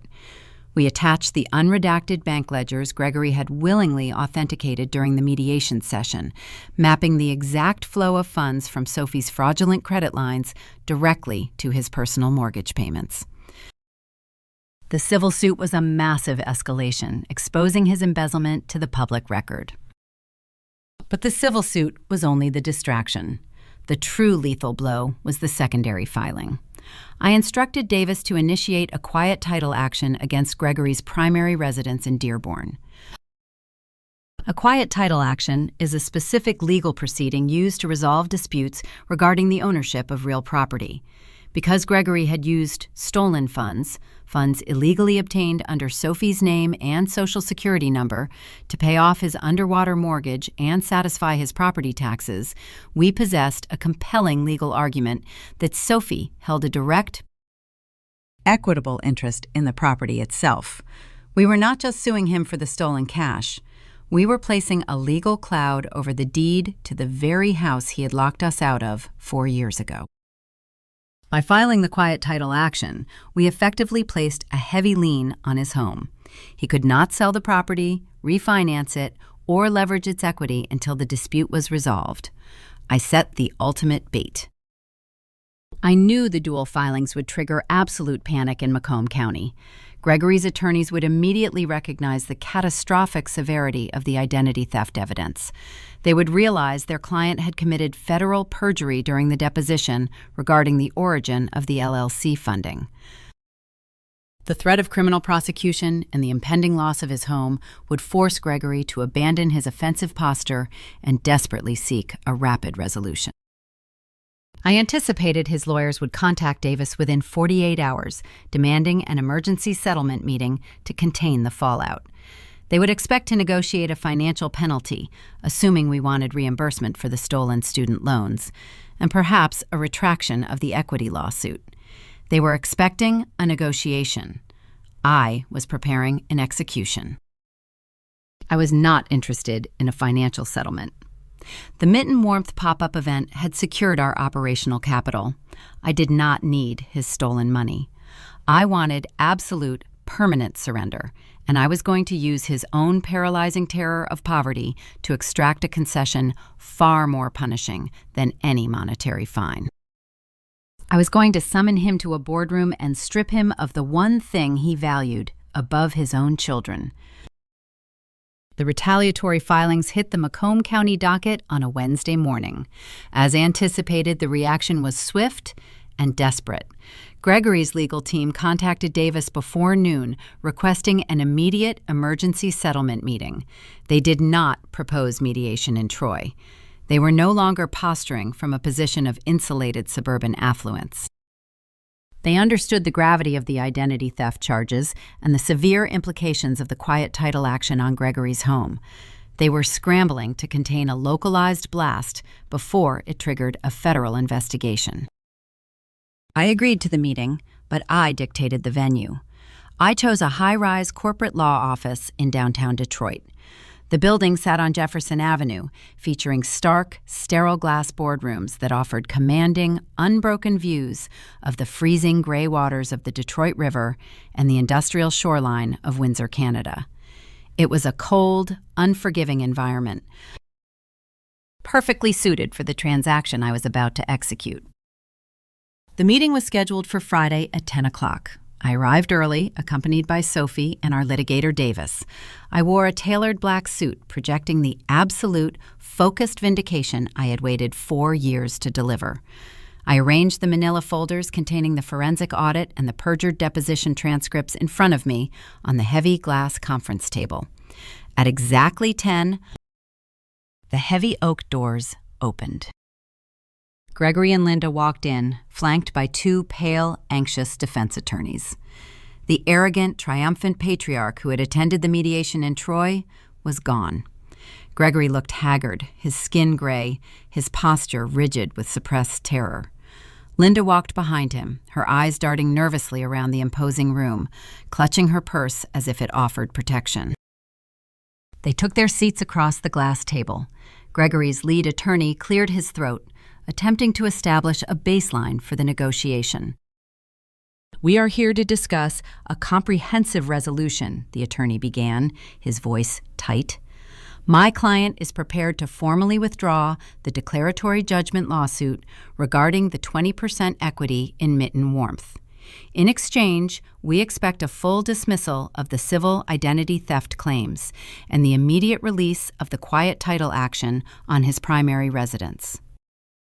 We are prepared to offer a reasonable cash settlement to reimburse the disputed college funds. Gregory nodded, attempting to project a facade of weary generosity. It is time to end this nonsense, Madison, he said, his tone patronizing, utilizing the same condescending cadence he had used when lecturing a teenage Sophie about financial responsibility. We are family. Let us sign the paperwork, reimburse the misunderstanding, and move forward.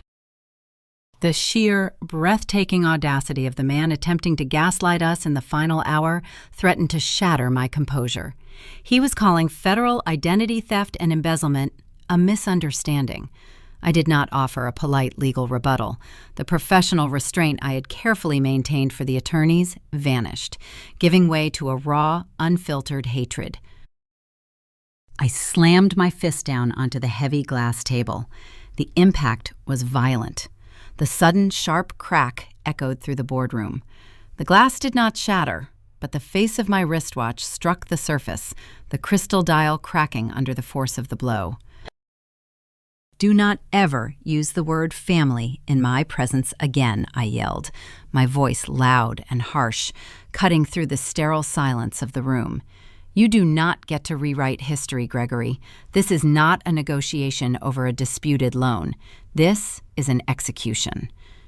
Gregory flinched, leaning back in his chair, startled by the sheer aggression of the outburst. I opened the manila folder and pulled out the authenticated bank ledgers. I slid them across the cracked glass, stopping them directly in front of him. You did not fund Mitten Warmth, I stated, my voice dropping to a low, lethal register. When the auto plant laid you off, you panicked. You opened fraudulent credit lines using Sophie's Social Security number. You stole $15,000 in student loan disbursements to pay off your underwater mortgage and satisfy your property taxes. You committed federal identity theft against your own pregnant daughter. Gregory's attorney attempted to interject, raising his hand. The statute of limitations regarding those specific financial transactions is a complex matter, he stammered, attempting to shield his client. I ignored the lawyer entirely, keeping my gaze locked on my father. And then you walked into a deposition 3 weeks ago, I continued, pulling out the finalized, signed transcript. You raised your right hand and swore under oath that you transferred your own personal savings into that joint account. You authenticated the very ledgers that prove your theft, and you committed federal perjury on the official court record. Gregory stared at the transcript, his chest rising and falling in shallow, rapid breaths. The reality of the trap I had built around him finally snapped shut. He realized I was not trying to protect my company. I was holding the keys to his prison cell. You are going to drop the civil lawsuit against the LLC today, I commanded. But we are not accepting a cash reimbursement. I am not interested in your money. I reached into my leather briefcase. I pulled out a single, rusted, unopened can of baby formula. The Chekhov's gun I had buried in the back of my closet 4 years ago was finally deployed. I set the rusted can onto the glass table. I slid it across the surface, stopping it directly in front of Linda. Linda stared at the can, her eyes widening in horrific recognition. Her hand trembled as she reached up to cover her mouth, a small, strangled gasp escaping her throat. You stood by the window while he locked us out in a blizzard, I said, addressing my mother for the first time.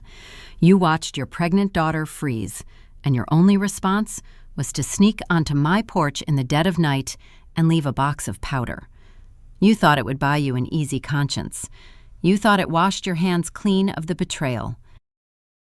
I leaned forward, resting my forearms on the table. This is what your conscience cost, Linda. $30.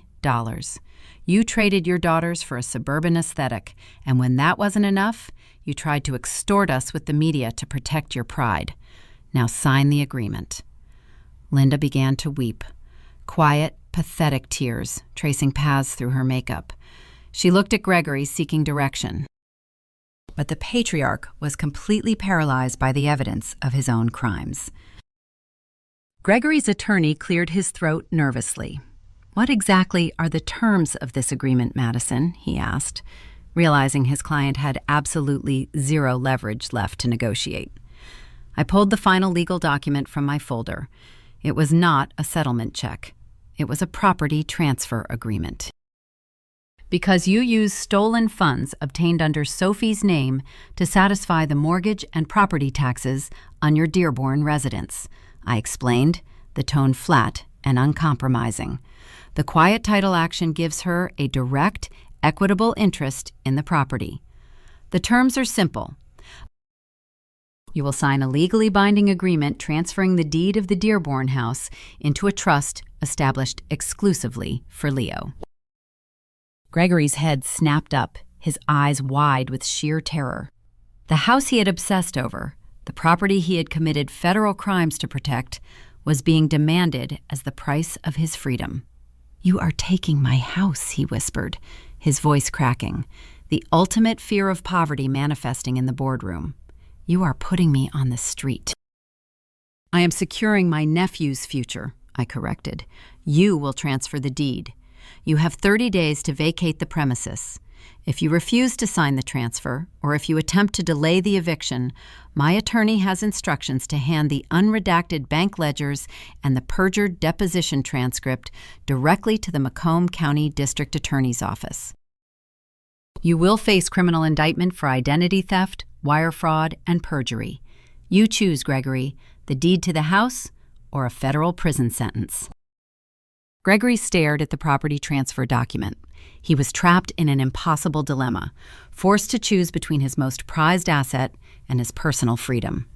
But the property transfer was only the first condition of their surrender. I required one final public penalty to ensure the brand reputation of Mitten Warmth was permanently cleansed of their parasitic influence, demanding a humiliating retraction that would destroy their social standing in the very community they prized above all else. The air in the Detroit boardroom was stagnant, heavy with the suffocating realization of absolute defeat.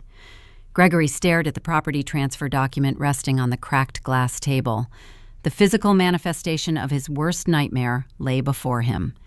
He had spent 30 years surviving auto plant layoffs, hoarding every penny, terrified of losing the fragile middle-class status symbolized by that Dearborn house.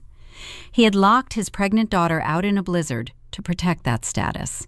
He had committed federal identity theft to pay the mortgage. And now, the very daughter he had discarded was demanding the deed as the price for his freedom. He picked up the pen provided by his attorney. His hand was trembling so severely he could barely grip the barrel. He looked at me, a desperate, hollow pleading in his eyes. He was a man accustomed to wielding authority, reduced to begging. "Madison, please," Gregory whispered, his voice thin and ragged. "We will have nowhere to go. The housing market is impossible right now. We cannot afford a new mortgage. You are leaving us destitute." The hypocrisy of his plea echoed loudly in my mind. "You left Sophie destitute in the middle of a lake-effect snowstorm," I reminded him, my voice devoid of any sympathy. "You changed the locks while she was at a prenatal clinic. You did not care where she went or how she survived. You made your choice 4 years ago. Now you are facing the consequence. Sign the paper, Gregory, or Davis walks out of this room and calls the district attorney." Gregory squeezed his eyes shut, a single tear escaping and tracing a path through the deep lines of his face. He lowered the pen and signed his name, the jagged script betraying his profound devastation. He pushed the signed deed transfer across the table, relinquishing the only tangible asset he possessed. He had surrendered his home and his claim to Mitten Warmth to avoid a prison cell. He believed the extortion was over. He assumed he could retreat to Macomb County, find a small rental apartment, and maintain the illusion of a quiet, respectable retirement within his church community. He was mistaken. I was not finished. Securing the deed to the house guaranteed my nephew's financial future, but it did not repair the damage done to the company's reputation. The National Magazine article quoting their fabricated support still existed. The rumors Linda had planted with the local investigative reporters were still circulating. The massive Midwest retailer had suspended our distribution contract based on the optics of a toxic family dispute. To salvage the brand, I needed a public cleansing, and I was going to use Gregory's pen to execute it. I pulled a second document from my leather portfolio. I placed it on the glass table next to the rusted can of baby formula. There is one final condition required to secure your immunity from criminal prosecution, I stated, leaning back in my chair. Gregory's attorney frowned, leaning forward to examine the new document. You cannot continue to add demands after the primary settlement is signed, he protested, attempting a weak defense. I can, and I am, I countered smoothly. The plaintiff committed perjury and extortion. We hold the leverage. He signs the second document, or the deal is void. Gregory stared at the new paper. It was not a financial contract. It was a formal, legally binding public retraction. I drafted the statement myself. The language was uncompromising and brutally transparent. It required Gregory and Linda to explicitly admit that their statements in the National Magazine were entirely fabricated. It required them to state on the record that they provided zero financial or emotional support during the founding of Mitten Warmth, that they had estranged themselves from their daughters prior to the company's inception, and that they held no equity or creative claim to the adaptive winter coats. Furthermore, the document mandated that they personally distribute this signed retraction to the editors of the National Magazine, the local Detroit news stations, and the specific investigative reporters Linda had contacted during her extortion attempt. You are destroying my reputation, Gregory gasped, his face draining of color as he read the demands. I am an elder in my church.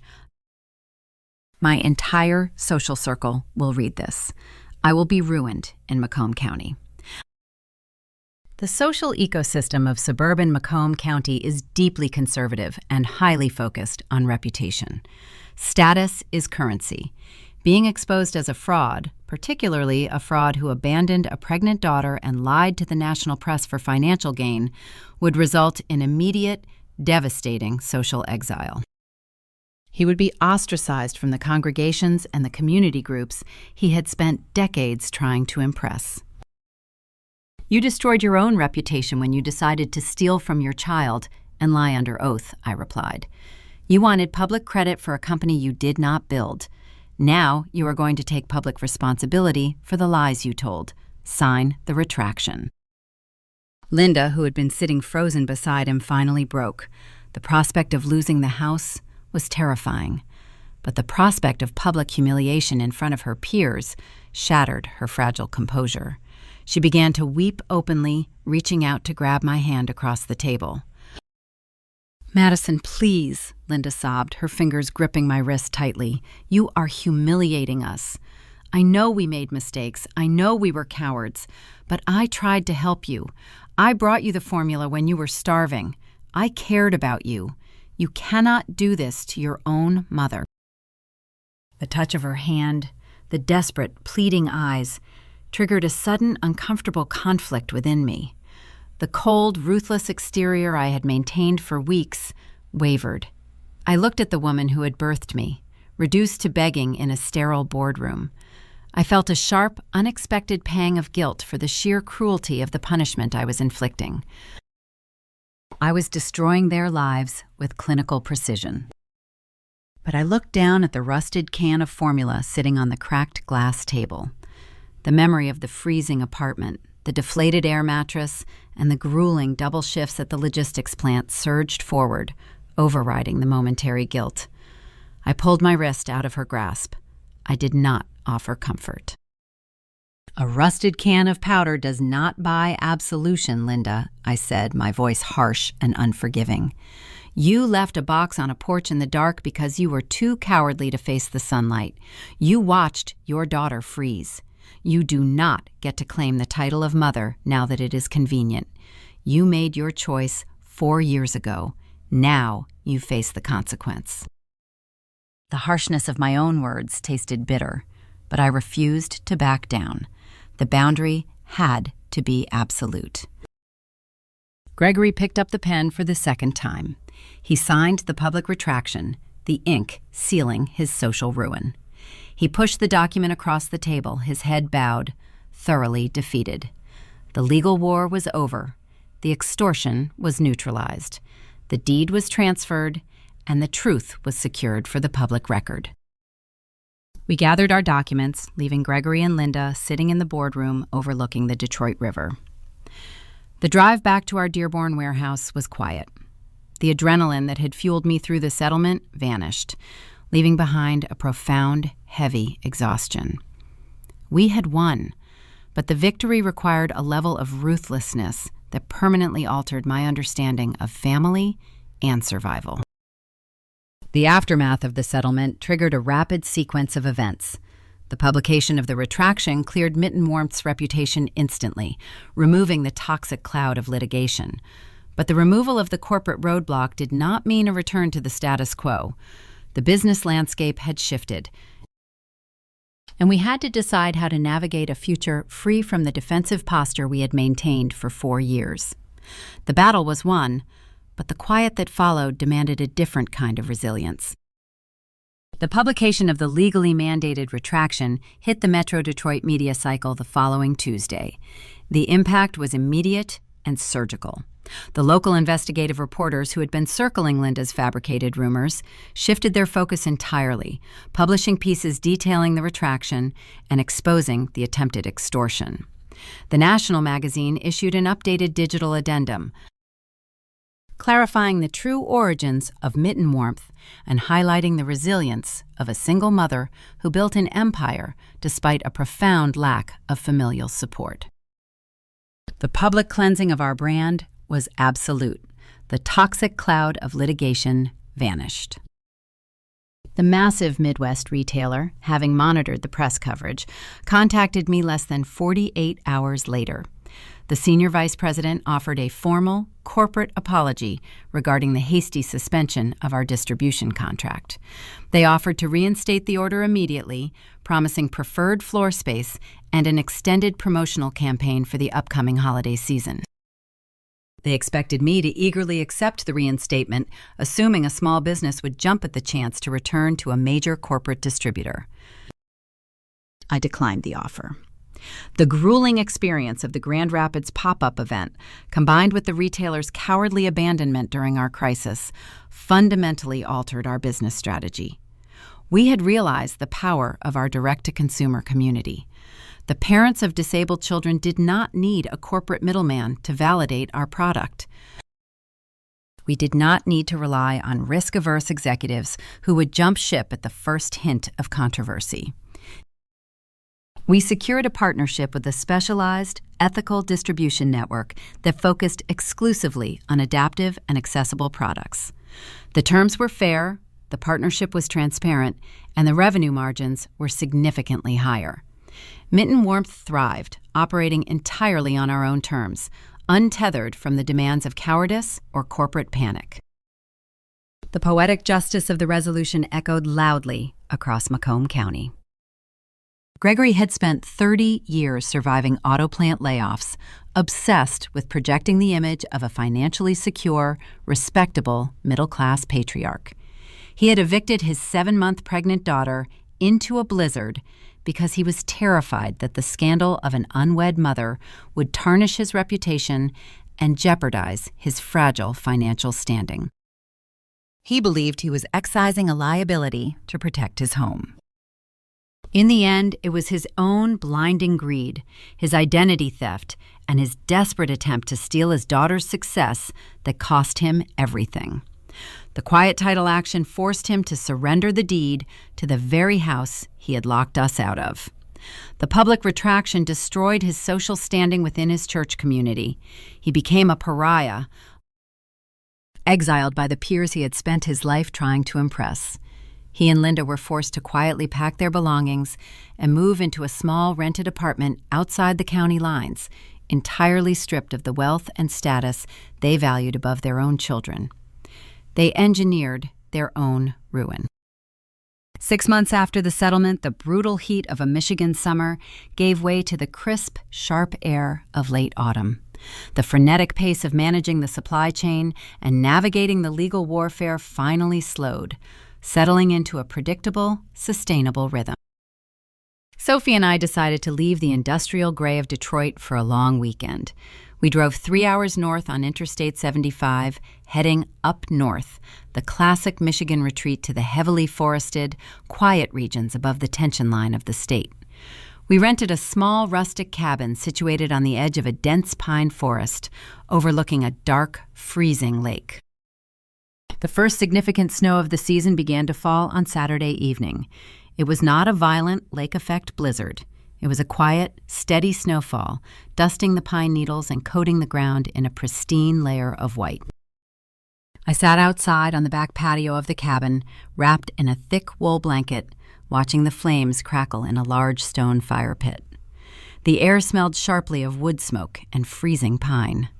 Leo, now a boisterous 4-year-old, was inside the cabin, asleep near the wood stove. Sophie sat in an Adirondack chair across from me, nursing a mug of hot cider. The silence of the northern woods was profound, a vast, comforting emptiness that contrasted sharply with the noise of the last 4 years. "We survived, Madison," Sophie said softly, staring into the flames. "We actually survived them." I looked at my sister, the CEO who had built an empire from a deflated air mattress. She looked rested, confident, and entirely secure. The fearful girl who had shivered on the icy driveway in Dearborn was gone. "Yes," I replied, my voice steady. "We did." Sophie smiled, a genuine expression of peace, and stood up, heading inside to check on Leo. I remained by the fire pit alone. The snow continued to fall, hissing softly as the flakes hit the hot stones. The conflict was permanently settled. The legal threat was neutralized. The business was secure, and our nephew had a trust fund guaranteeing his future stability. I had won the war. I had protected my sister and punished the abusers with ruthless efficiency. I expected the quiet of the evening to fill me with triumphant joy. Instead, I pulled the thick wool blanket tighter around my shoulders, lowered my head, and began to cry. I wept quietly, the tears hot against my freezing cheeks. I was not crying out of relief. I was mourning. I grieved for the exhausting, terrifying years of stress we had endured simply to survive. I mourned the intense, unnatural hardening of my own spirit required to execute the retaliation. I had been forced to become cold, calculating, and ruthless to dismantle the people who raised me. The victory was absolute, but the necessity of destroying my own parents left a deep, lingering ache in my chest. Healing is not the absence of pain. It is the quiet space you build after the war is over, allowing yourself to finally process the collateral damage. If you had the power to destroy the people who hurt you, would you do it? Or would you just walk away? Protect your peace. I wiped my face with the edge of the blanket, staring into the dying embers of the fire pit. I had made my choice. I had chosen to fight because walking away would have left Sophie exposed to their extortion. I had used the harsh mechanics of logistics and law to build a fortress, and I did not regret the actions I took to secure the perimeter. But I recognized that the true victory was not the destruction of Gregory and Linda. The true victory was sitting in the quiet of a northern Michigan forest, listening to the sound of my nephew sleeping safely inside, knowing that the generational cycle of conditional love and financial terror had been permanently broken. We had survived the blizzard, and we were finally learning how to thrive in the thaw. The embers in the fire pit eventually faded into white ash, leaving only the quiet, biting chill of the northern Michigan woods. The snow continued to fall, burying the tracks we had left earlier that afternoon. Sitting there in the dark, wrapped in a thick wool blanket, I finally allowed myself to process the 4-year war we had just survived. The journey from an icy driveway in Dearborn to the helm of an independent, thriving company fundamentally altered my understanding of human nature. I walked away from the wreckage of my parents' vanity carrying 5 distinct, uncompromising lessons. First, I learned that biology is an accident, not an obligation. Society conditions us to revere the concept of family, demanding endless forgiveness for the people who share our last name. But shared genetics do not entitle anyone to your peace. The individuals who locked a pregnant woman out in a blizzard shared our blood. But the sister who worked late into the night designing adaptive coats on a cramped kitchen table built our sanctuary. Loyalty is proven through sacrifice, never mandated by birthright. Second, I learned that success is a beacon for those who lack their own. When you are starving, the people who view you as a liability will vanish into the shadows. But the moment you build something valuable, they will return, carrying rewritten histories and expecting a seat at the table they refused to help construct. Guard your achievements fiercely. Opportunists will always try to harvest the crops they explicitly refuse to water. Third, I learned that while anger is a potent fuel, documentation is an inescapable weapon. Screaming your pain will only prompt your abusers to label you unstable, feeding their narrative. If you want to stop a predator, you do not use emotion. You use bank ledgers, sworn deposition transcripts, and unyielding digital trails. The truth does not require a raised voice when it is backed by an audited paper trail. Let them posture while you quietly secure the evidence. Fourth, I realized that true healing is a messy, contradictory process. You can secure your future, defeat your enemies, and still cry over the tragedy of the battlefield. It is entirely valid to mourn the loving, supportive parents you desperately deserved, while actively shielding yourself against the toxic parents you were actually given. Grief and relief are permitted to share the exact same breath. Finally, I learned that a boundary is only effective if it carries a steep penalty for crossing it. Polite requests do not deter people who feel entitled to your submission. Sometimes, protecting your peace requires taking the very ground they stand on, transferring the deed, and forcing a public reckoning to ensure they lack the leverage to ever threaten you again. You must become the uncompromising architect of your own safety. Sophie and Leo are safe. Our company continues to thrive, rooted in the genuine community we serve, permanently insulated from the superficial gossip of Macomb County. We weathered the darkest storm, and we learned exactly how to keep ourselves warm. Thank you for sharing your time with me and listening to our journey. If you found validation, strength, or comfort in this narrative, please remember to like, subscribe, and share this video. Leave a comment below with the most vital lesson you have learned from walking away from a toxic environment. I read every single one. Trust your own ledger, hold your ground, and always protect your peace. You are listening to Maya Tells Stories, and I will see you in the next one.